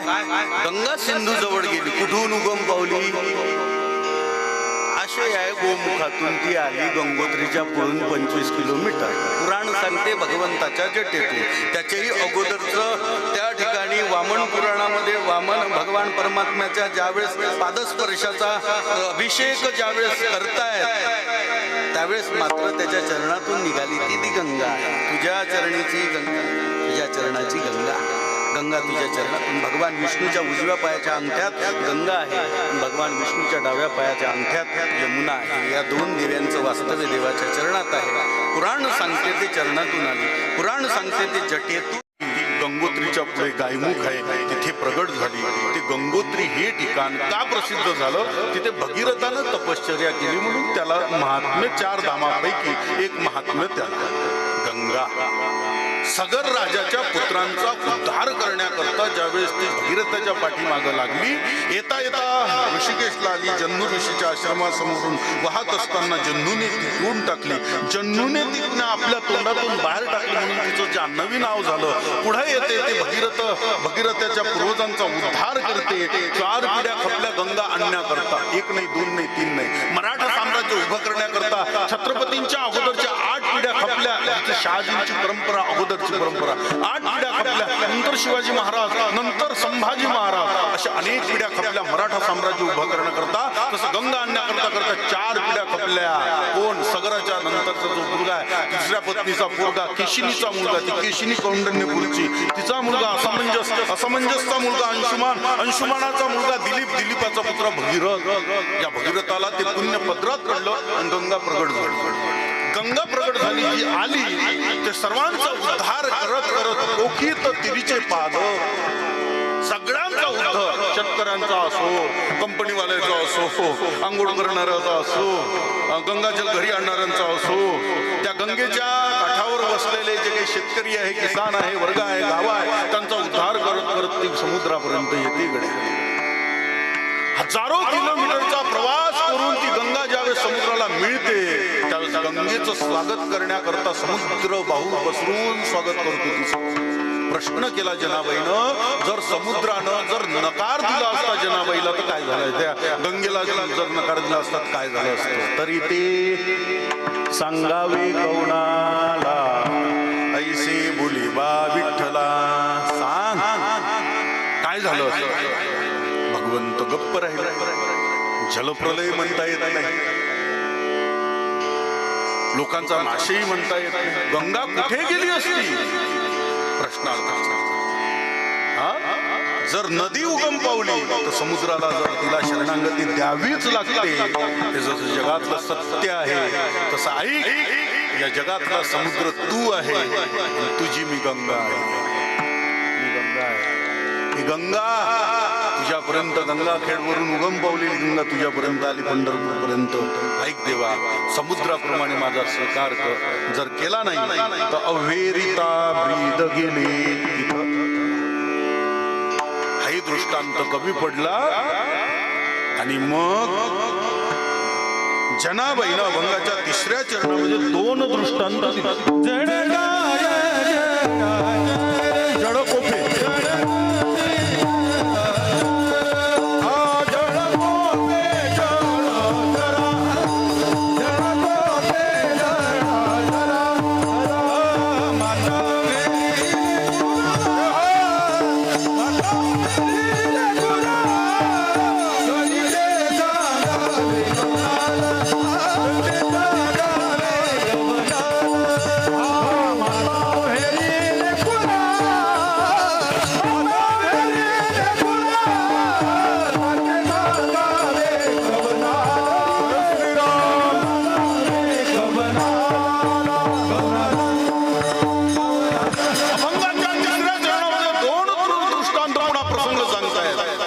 जडकोपे जडचरा. जड म्हणजे पाणी, पाण्याच्या आश्रयावर राहणारे जीव आहे. मग ते तळ, तो समुद्र, ते त्या ठिकाणी समुद्र, तो बंधारा, ते असलेलं धरण, ते असलेली नदी, ते असलेली विहीर, हे जर आटून गेली ते जीवानं जीवन कशाच्या भरोशावर जगावं? हा प्रश्न केला गेला पाहिजे. जडकोपी जडचरा. मला वाटतं कोरोना काळाच्या अगोदर दुष्काळ पडला होता, लोकांनी बोर मारले. बोरमधून पाणी निघालं नाही, शेतकऱ्याच्या डोळ्यातून पाणी निघालं. हजारो फूट खोल बोर गेले होते, तरी पाणी फेकत नव्हतं जमिनीतून. एवढी पाण्याची भीषण परिस्थिती होती. हा दुष्काळ आहे. याचं असं समजावं की पाणी आटलं नाही, पाणी कोपलं, पाणी रागावलं. जनाबाई म्हणते जड कोपे जड चला. त्या जलाशयामध्ये असंख्य जीव असतात, असंख्य जीव असतात. कासव, मगर, सर्प, मासा. जीवना वेगळी मासोळी तैसा तुझा तळमळ. ऐकलं देवा, पाण्याचा जर वियोग माशाला झाला, पाणीच जर माशाला मिळालं नाही तर तळमळून मरतो मासा. ऐक ना, तू माझं पाणी आहे, मी तुझा मासा आहे. ऐक, तू माझं पाणी आहे, तुझ्याशिवाय मी जगू नाही शकत, तुझ्याशिवाय नाही जगू. काय संबंध सांगितला हो, अनेक दृष्टांत दिले, मला सांगायला वेळ नाही. या अभंगाच्या दृष्टीनं 3 दृष्टांत देतात. त्या 3 दृष्टांताचाच जर विचार केला तर वेळ पुरणार नाही. आणखी किती दृष्टांत. पतिव्रते जैसा वृतार प्रमाण, सगळा पडिये भानू परित्या कमळाचे. नादी लुब्ध झाला मृग देह विसरला अंग. तुका म्हणे पाहे कासवीचे पिले माय. पौर्णिमेचा चंद्र चकोरा जीवन. चातकाशी कणवे मेघू पाणी असे दावे. सगळे उदाहरणं पहा. जगद्गुरु तुकोबारायांनी देवाकडे लावले, स्वतःकडे लावले. देवा, तू माझं मेघ आहे, पाणी आहे, मी तुझा चातक आहे, तू माझं चंद्राचं अमृत आहे. आम्ही चकोर हरी चंद्रमा, आम्ही कला तू पौर्णिमा. काय उदाहरण दिले. त्यातलं हे उदाहरण दिलं, जड कोपे जड करा. तू माझं पाणी आहे, आणि पाणी जर माझ्यावर कोपलं तर मी कशाच्या भरोशावर जीवन जगायचं. प्रश्नार्थ चिन्ह. तरी ते सांगावे कोणाला, ऐशी बोली बा विठ्ठला. तू माझं पाणी आहे, तू माझा स्वीकार कर. मला माझी ताण भागव, मला या संकटातून बाहेर काढ. जर काढलं नाही कावेरिता ब्रीद गेली. हे संपलं. तिसरा दृष्टांत जगद्गुरु तुकोबारायांनी उत्तरार्धात दिला, 3ऱ्या चरणाच्या. माता अवेरी लेकुरा 9 महिने 9 दिवस ज्या बाळाला आई पोटात वागवते, आणि डॉक्टरांनी जर सांगितलं मुलगी आहे, तर मग बाप विचार करते पाहिजे नाही, मारून टाका, ऑपरेशन करा. त्या बाळावरच जर आईन वडील कोपले, तिनं जर सांगितलं ऑपरेशन करून काढून टाका, तर त्या बाळानं कोणाची आग धरावी. स्त्री भ्रूण हत्या हा शब्दच निघाला नसता जर आई या जगात जर कोपली नसती तर. याचा अर्थ असा आहे, बाळावर आजही कोपणारी आजी आहे ना. स्त्री भ्रूण हत्या हे प्रकरणच नुसतं राहिलं. या जगात प्रश्न केला, बिरबल आला अकबर बादशाहनं, सांग बिरबल, या जगात कोण कोणाला प्रिय आहे. त्यावेळेस बिरबल म्हणतो, या जगात प्रत्येकाला आपला जीव प्रिय आहे. अकबर म्हणतो, नाही, या जगात आईला आपलं बाळ प्रिय आहे. बरोबर आहे, आईला बाळ प्रिय आहे, त्याही पेक्षा बाळाला आई प्रिय आहे. हे लक्षात ठेवा. 9 महिने 9 दिवस ज्या कोंडवाड्यात राहतो, तिथे श्वास त्याला पुरत नाही. तो आईच्या श्वासातला अर्धा श्वास तिला मागतो, आणि त्याच्या भरोशावर 9 महिने 9 दिवस तो पोटात राहतो. त्याला माहिती आहे, हे माझं रक्षण करणारी आहे. कदाचित तीच आई जर कोपली, तिनं जर सांगितलं ऑपरेशन करून टाका, काढून टाका, पाहिजे नाही मुलगी. घृणास्पद आहे हे विचार अलीकडच्या काळामध्ये. बरं, जुनेच लोक विचार करतात असं नाही. तरुणे बाण पोरं लग्न झाल्यावर हाच विचार करते, पोरग देतो बुवा. अरे देतो काय, ते कोंबडी होय का पिले देणार आहे, तिच्या हाती का पोरट देणं. हा, तिच्या हाती आहे का पोरगी देणं, पोरग देणं. असं जर राहिलं तर मग तुला 4 बहिणी आहे, 5 बहिणी आहे, 6 बहिणी आहे. जे म्हातारं म्हातारी, जे सासू सासरे आज आजवाला म्हणते की पोरग पाहिजो, कुलदीपक पाहिजो. बाई तुला काय मग 4 झाल्या, तू नाही लेकरं द्यायला पाहिजे होते आतापर्यंत. स्वतः पुरता विचार करणारी लोक दुसऱ्याचा विचार कधीच करत नाही. या जगात कोण म्हणते मोठी माणसं चुकत नाही, मोठी माणसं चूक कबूल करून घेत नाही. ही शोकांतिका. या जगात खरी त्या ठिकाणी जी सुरुवात झाली, पोरग पाहिजे, कुलदीपक पाहिजे, पोरग पाहिजे, हे जुन्यापासूनच चालत आलेलं आहे, काही नवीन नाही आहे. घरातल्या सुनेला त्रास देते का, 4 पोरी झाल्या म्हणून, कुलदीपक नाही म्हणून. हा त्रास देणं चालू आहे, शोकांतिका आहे. समाजातल्या काही अशा विटंबना आहे, विधवा स्त्रीला पाहत असतानाची भूमिका बदलणं या समाजातली विटंबना आहे. या समाजातली विटंबना आहे गड्या. जिचं लग्न मोडलं तिच्याकडे घृणास्पद पाहणं, जुळल्यानंतर मोडलं तिच्याकडे घृणास्पद पाहणं, या जगातली विटंबना आहे. विटंबना आहे. एखाद्या घरावर जर काही आळ आला तर त्याच्याकडे वाढीत टाकणं, त्याच्यासंग बोलणं न त्याची निंदा करणं, विटंबना या जगातल्या काही प्रथा आहे. एखाद्याला जर मुलीच झाल्या, एखाद्याला जर काही मुलगाच झाला नाही, त्यांच्याकडे पाहण्याची बुद्धिमत्ता बदलणं, जगातली ही विटंबना. अजूनही गेला नाही भेद, अजूनही गेला नाही. घटनाबाह्य सरकार, घटनाक्रमातून चालत आलेलं सरकार, संविधान संविधान संविधान हातात घेऊन ओरडणारे लोक अजूनही भेद करतात या जगात, अजूनही भेद करतात. आगडा बिचडा, दलित, बौद्ध, इस्लाम, ख्रिश्चन, हिंदू, हिंदूच नाही त्याच्यामध्ये मराठा, ब्राह्मण, वाद पेटवण्याचे षडयंत्र कुठंच चालत आहे. हे का मिटत आहे? हे भेद असल्याशिवाय होईल का? जगातल्या सुनेला, घरातल्या सुनेला सुद्धा त्रास द्यायला मागं पुढं पाहत नाही का? तिला मुली झाल्या म्हणून.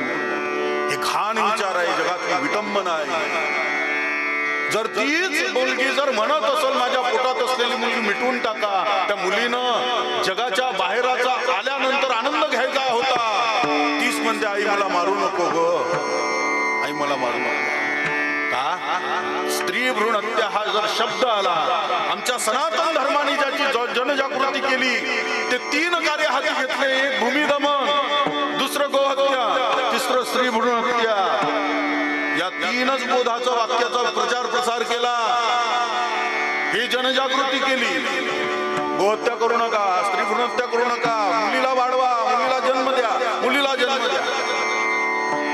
1000 मुलं जन्माला येत असं 800 मुली जन्माला येतात, 1 लाख मुलं जन्माला येतात, 80,000 मुली जन्माला येत आहेत, 10 लाख मुलं जन्माला येत आहेत, 8 लाख मुली जन्माला येत आहेत. 40-40 वर्षाचे टोन घेऊन राहिले, अजून मुली भेटना. मिस कॉलच देणं चालू आहे, लग्न जुळत नाही. मिस कॉलवर थांब बेटा, हाय बाय हाय यावेळेवर थांब. लग्नाकरता होकार अजूनही नाही. ते फक्त म्हणते हो हो तूच आहे, तू ब्लॉक, दुसरा सुरू. काही भानगडीत पडू नको भाऊ. 40 वर्षाचा टोनगा झाला, एकावर भरोसा ठेवू नको. तुला माझ्या बाजूवर भरोसा नाही का? काही अर्थ राहिलेला आहे. मला एकाने प्रश्न केला, महाराज 10 लाख मुली जन्माला येतात, तुम्ही म्हणता 8 लाख मुलीच जन्माला येतात, 2 लाख पोरायचं करायचं काय? प्रयागराज, चलो नागा साधू, कुंभमेळा, जय हो बाबाजी, गुरु घंटाल आ जाओ, ये लो रुद्राक्ष, बेटा तेरा कल्याण. तुझं कल्याण नाही झालं, इकडे आला, तू काय कल्याण करतो लोकांचं? हे काय पद्धत आहे राजा? लग्न जुळे ना पुरायचे, याचा अर्थ आहे आपली कुठेतरी काही नाही, आपली जबाबदारी आहे ना. प्रत्येक हिंदू धर्माचं वाक्य आहे का बाबा? प्रयागराजच्या कुंभमेळ्यातून एकच नारा लागला. हिंदूंनी जनजागृती करत असताना वसुधैव कुटुंबकम, कुटुंब वाढवण्यावर भर द्या. कुटुंब नियोजन ही प्रणालीच नका ठेवू. हम दो हमारे दो बुद्धा बुद्धी छोड़ दो, त्याच्यावरच आलं एकच मूल्य, सुगंधी फूल. कायचं सुगंधी फूल? सुगंधी फूल आहे का ते? मोठं आज आहे उद्या नाही. मुलगी जगातली बापावर प्रेम करणारी घरात एकमेव व्यक्ती आहे, तिचं नाव आहे मुलगी. मुलगी असणं गरजेचं आहे. बापावर प्रेम करणारी कन्या जब घर छोड़ती है तो माँ बाप को रुला देती है. कणवासारखा मुनी रडला शकुंतलेसाठी, जनकासारखा राजा रडला सीतेसाठी, या विदर्भाचा राजा रडला भीष्मक रुक्मिणीसाठी. ऐका, जीवन आहे या जगतामध्ये, ही मुलीची उदाहरणं आहे. मुलगी घरामध्ये असणं आवश्यक आहे. दादा तुला बहीण आवश्यक आहे, बाबा तुम्हाला मुलगी आवश्यक आहे, बाळा तुला आई आवश्यक आहे. स्वामी तिन्ही जगाचा आई विना भिकारी. या जगात ममत्व भरभरून द्यावं लागते. ऐका, जर ती आईच जर बाळावर कोपली तर जनाबाईनं प्रश्न केला, त्या बाळानं कोणाकडे पाहावं सांगा? गेलिया बाळ अतिशोक करी परिवाट पाय माऊलीची. रायगडाच्या पायथ्याशी एक स्त्री राहत होती. तिला बाळ होतं छोटस. दुधाची धार काढली, गाईची धार काढली, कॅनमध्ये दूध भरलं, रायगडावर दूध नेऊन देण्याकरता गेली. राजा गडावर आले. पोर्तुगीज इंग्रज त्यांच्या भेटी करता आले. अनेक पाहुणे आले, कामात भर पडली. त्या बाईला मदतीची हाक मारली काही दासींनी. बाई दूध नेऊन देण्याकरता आली खरं, पण जरा काम वाढलंय, कामात मदत करशील का? ती कामात मदत करू लागली. पावसाळ्याचे दिवस होते. बाळ एकटं झोपलेलं घरात, मशाल तेवत आहे, झोपडीचा दरवाजा लावला आहे. तो झोपून उठेपर्यंत दूध नेऊन देते येते, पण तेवढ्यात कामात भर पडल्यामुळे ती अडकल्यानंतर बराच वेळ झाला. वीज कडाडली. विजेच्या आवाजानं बाळ उठलं. बाळ रडायला लागलं. रडणारं बाळ आईची वाट पाहते. वारा सुटला, त्या वाऱ्याच्या वेगानं आवाज आला कानावर. आई जागृत आहे. आईला जागृती झाली. अरे अरे अरे माझं बाळ पाळण्यामध्ये एकटंच आहे, रडत आहे. रडणाऱ्या बाळाला आता भूक लागली असेल आणि मी तर इथं आहे. कोण सांभाळेल माझ्या बाळाला? कोण सांभाळेल? गेली द्वारपाळाजवळ. सायंकाळ झाली होती. द्वारपाळ विनंती करते, तुम्हाला दार उघडा, मला खाली जायचं आहे, माझं बाळ एकटंच आहे. द्वारपाळ नंतर रात्र वैरायची आहे. अफजल खान 40,000चं सैन्य घेऊन आला. तिकडून आदिलशाहीनं पाठवलेलं सैन्य, इकडून निजामशाहीनं पाठवलेलं सैन्य, अनेक सैन्याचा घाला कधीही होऊ शकतो. राजा संकटात आहे. आता राजा जरी आला तरी दरवाजे सूर्योदयापर्यंत उघडणार नाही. रात्र वैरायची आहे, जाता येणार नाही. पूर्व पश्चिम उत्तर दक्षिण दरवाजाजवळ गेली तरी त्याला द्वारपाळांनी जाता येणार नाही. सांगितलं. उंच कडा पाहिला. ममत्व जागृत झालं. प्रेमपाना दाटून आला. त्या महिलेनं कुठलाही विचार केला नाही. कड्यावरून उंच कड्यावरून ताड करून टाकली. फरफडत खाली आली. रक्तबंबाळ झालेलं शरीर, अंगाला झालेल्या जखमा झालेल्या, कुठेही भान नाही, काही लक्ष नाही. केवळ बाळ माझं बाळ करत झोपडीपर्यंत आली. झोपडीचा दरवाजा उघडला. आलेलं आणि पाळण्यात उलट लटकलेलं बाळ, रडणारं बाळ, आक्रांत करणारं बाळ काढलं, छातीला लावल्यामुळं बाळ शांत झालं. स्तनपानाचा आनंद घेतय बाळ, दुग्ध प्राशन करते बाळ. भुकलेलं बाळ शांत झालं. शांत झालेल्या बाळामध्ये आईनं ज्यावेळेस पाहिलं त्यावेळेस जिला जखमा झाल्या, तिच्याही जखमांची वेदना कमी झाली. बाळ शांत झालं. हेच नाव आहे आई. या जगात तिघाचे उपकार विसरता येणार नाही. एक आहे देव, जिने हा जीव दिला दान. दुसरा आहे बाप, ज्यानं रक्तदान केलं, DNA संबंध बापाचा. आणि जिनं रक्तदान दिलं, ज्या भगवंतानं रक्तदान दिलं, ज्या बापानं रक्तदान दिलं, ज्या भगवंतानं जीवदान दिला, त्याच्यामध्ये श्वास दान देण्याचं काम ज्या आईनं केलं, ती आई तिसरी आहे. तिचे उपकार विसरता येणार नाही. रडणारं बाळ शांत झालं. दुग्ध प्राशन करत बसलेल्या बाई इकडे तिकडे पाहते. द्वारपाळ बाई दिसत नाही. राजाजवळ बातमी गेली, बाई गायब झाली. बाई गायब झाली. राजानं आदेश दिला, जा रे बाईचा धांडोळा घ्या, जा बाईचा धांडोळा घ्या. त्यावेळेस द्वारपाळाने सांगितलं, रात्र वैराची आहे, हे मला माहिती नाही. ज्या राजाच्या काळामध्ये बाई सुरक्षित नाही तो राजा शंड समजला जातो. आत्ताच्या आता हे छत्रपतीचं राज्य आहे. आत्ताच्या आता जा, जिथे कल्याणाच्या सुभेदाराची लाज आम्ही राखतो, सुभेदाराच्या सुनेला ही मुलगी मानतो, ती तर आमच्या गडाच्या पायथ्याशी राहणारी एक गोपी आहे, गवळी समाजातली आहे. जा, तिचंही रक्षण करा.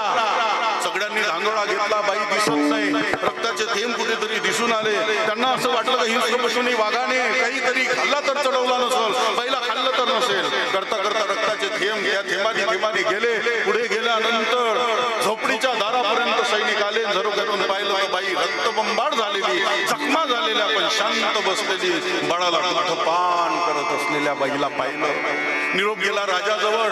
राजाला कळली बातमी का ज्या बाईनं आपल्या मुलाकरता कुठली पर्वा न करता उंच कड्यावर उडी टाकली आणि बाळाला स्तनपान करीत बसली, तो बाळा गडाच्या खाली उतरतो.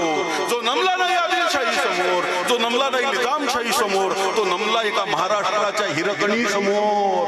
का त्या हिरकणीनं आपल्या बाळाला संरक्षित ठेवलं. सांग देवा, ज्या उंच कड्यावरून कुठली आपल्या जीवाची पर्वा न करता ती आई जर त्या बाळावर कृपा करण्याकरता धावत येते, जर ती आई आलीच नसती तर त्या बाळाचं काय झालं असतं? तरी ते सांगावे कौणाला, ऐसे बोले बा विठ्ठला. जशी ती आई आपल्या बाळावर उपकार करते, तशी तू माझी आई आहे, मी तुझं बाळ आहे. मलाही शरणांगती दे. आणि जर शरणांगती देत नसशील तर अवेरिता ब्रीद गेले तरी ते सांगावे करुणाला. ऐसे बोलेवा विठ्ठला. मग जनीची करुण हा ऐकली देवा. सोपान ऐकून ती जनाईची वाणी. देवाने सुळाचे त्या केले पाणी पाणी. विढोबार कुमारी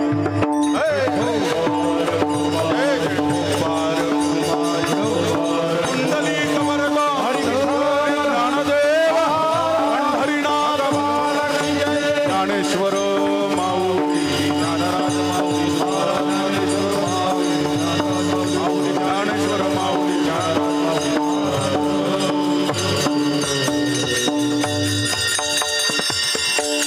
देवाने सुळाचे त्या केले पाणी पाणी. सोपान ऐकून ती जनीची करुण हा ऐकली.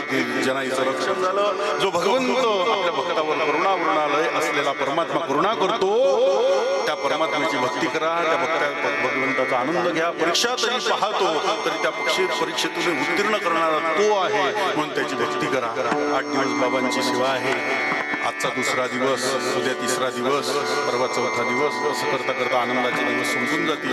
बाबांच्या ओढ अमृतवाणीतून तुम्ही कथा ऐकत आहात. या ठिकाणी बाबाचं कार्य केवळ आपल्या भागापुरतच नाही, आळंदी पंढरपूर असलेल्या साधकांपर्यंत कार्य पोहोचलेलं आहे. साधकाचे मायबाप असलेले आमचे या ठिकाणी बोलवतो गुरुजी आहे. बाबांनाही या ठिकाणी नतमस्तक होतो. बाबांच्या मुखारविंदातून तुम्ही कथा ऐकता. माझं ज्यांच्यामुळे येणं झालं ते हरिभक्त परायण आमचे आदरणीय या भागाचं वैभव असणारे गायन कला क्षेत्रातले एक व्यक्तिमत्व, कीर्तन क्षेत्रातले एक व्यक्तिमत्व, निस्वार्थ प्रेम परमार्थ करणारे आमचे परमार्थ स्नेही हरिभक्त परायण दामूदादा या ठिकाणी उपस्थित आहे. हरिभक्त परायण याच गावचे आदरणीय आमचे पाटील भास्करराव यांनाही मी या ठिकाणी धन्यवाद देतो. आपल्या पाठीमागे तरुण वर्ग भरपूर आहे. काही काळजी नाही. या ठिकाणी करत असताना कुठलीही अडचण जरी आली तरी तरुण वर्ग आपल्या सर्व समितीच्या प्रौढ मंडळीकडे, मार्गदर्शक मंडळीकडे उभे आहे. ज्या अर्थी ते कीर्तनात आहे त्या अर्थी त्यांची अनमोल साथ आपल्याला आहे गड्या. आणि म्हणून जिथे तरुणांचं सहकार्य असतं तिथे काही कमी नसते. हा त्याचा आजचा आलेला मला अनुभव आहे. म्हणून या ठिकाणी तरुणाईची साथ, समितीची साथ चांगली आहे. गावकऱ्यांची उपस्थिती आहे. मायमाऊले या ठिकाणी आहे. मी थोडंसं किंचित त्या बाळाकरता ज्या माऊलीला थोडंसं टच केलं, बोललो नाही, बरं बोलण्याची हिंमत माझ्यात नाही, टच केलं, तिलाही मी माफी मागतो अंतःकरणातून.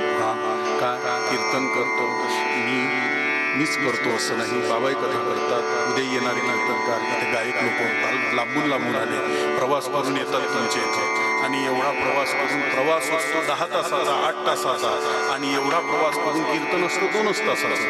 त्या प्रवासातला असलेला थकवा जर कीर्तनात शांतता मिळाली, श्रोत्र्यांचं त्या ठिकाणी लक्ष राहिलं तर 2 तासात 8 तासाचा थकवा घालवण्याचं काम तुम्ही करता. म्हणून तुमच्या शांततेवर कीर्तनकाराची त्या ठिकाणी प्रणाली मांडत असतो, हे लक्षात ठेवा. म्हणून या निमित्तानं का होईना जेवढी शांतता ठेवता येते उद्यापासून तेवढी शांतता ठेवण्याचा प्रयत्न करा. या ठिकाणी असलेले मृदंगाचार्य गणेश महाराज, गायनाचार्य आमचे दिगंबर दादा, गायनाचार्य रवी मुकेश महाराज, गायनाचार्य रूपदेव महाराज, ही सगळी मंडळी या ठिकाणी आहेत. दिगंबर बुवा आहेत. सगळी ही मंडळी माझ्या पाठीमागे उभे आहेत. कलाकार क्षेत्रातील दिग्गज या ठिकाणी तुमचे काय आनंद घ्या. साऊंडवाल्या दादाला गोड धन्यवाद. चांगला आहे, तुझी सुरुवातच आहे, काही काळजी नको करू. आणखीन तू पुढं जाशील असं भगवंताचा आशीर्वाद तुला आहे. माझा आशीर्वाद नाही, माझ्या शुभेच्छा आहे. मी आशीर्वाद देणारा मोठा नाही. कॅमेरामन तुलाही धन्यवाद बुवा, तुझ्यावर आम्ही आहोत.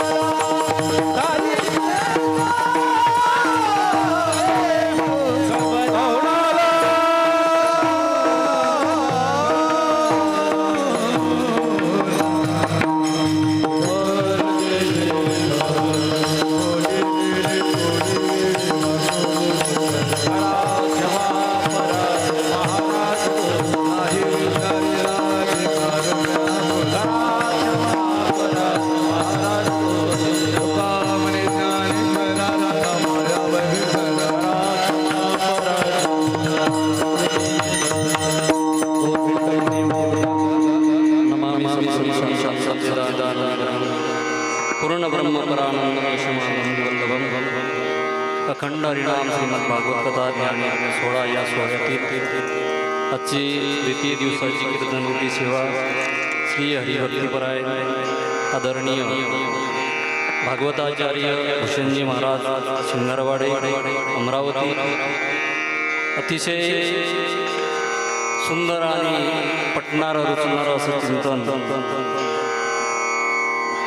अभंगावरती चिंतन करत असताना महाराजांनी इतिहास आणि वर्तमान समाजाची जी विचारधारा आहे ते आपल्या पुढे अभंगाच्या माध्यमातून मांडलेले आहेत, तेव्हा गावकऱ्यांच्या वतीने या ठिकाणी महाराजांचा सन्मान होत आहे. त्याचप्रमाणे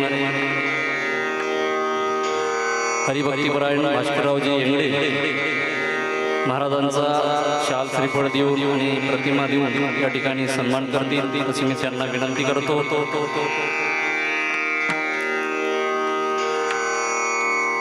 आजची अन्नदानाची पंगत संध्याकाळची श्री हरिभक्तीपरायण वैकुंठवासी लक्ष्मणरावजी गारगाटे पाटील यांच्या स्मृतिप्रीत्यर्थ श्री त्यांचे नातू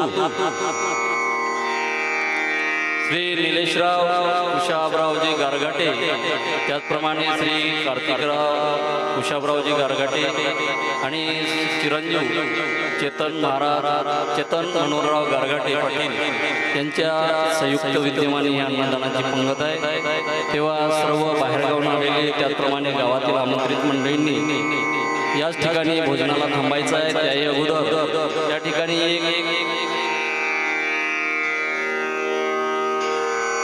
श्री टीकारामजी राऊत यांचे स्मृतिप्रीत्यर्थ त्यांची मुलगी सौ शारदा नामदेवराव भोयर या शिक्षिका आहेत. यांनी एक मोबाईलवर त्यांना काही माहीत नव्हतं या गावात सत्ता आहे की काय नाही, पण मोबाईलवरचं स्टेटस पाहिलं की स्टेटस पाहिलं आणि तिला असं वाटलं की आपल्या माहेरी अशा प्रकारचा हा भव्य दिव्य कार्यक्रम होतो आहे, तेव्हा आपलं योगदान त्याकरिता जावं म्हणून तिने 5,000 रुपये या कार्याकरिता आपलं योगदान पाठवलं. धन्यवाद. हे सांगायचं कारण हेच आहे की आपल्या नाही का या गावच्या मुली बाहेर गावला गेल्या असतील, गाव छोटा आहे आणि एवढं मोठं कार्य जे आपल्याला या ठिकाणी उभं केलेलं आहे हे काही याच्याशिवाय होणार नाही. म्हणून या गावच्या मुली बाहेर असतील त्यांनी हे स्टेटस वगैरे पाहून जरी माहीत नसलं तरी आपलं योगदान इकडं पाठवा. ज्ञानदेव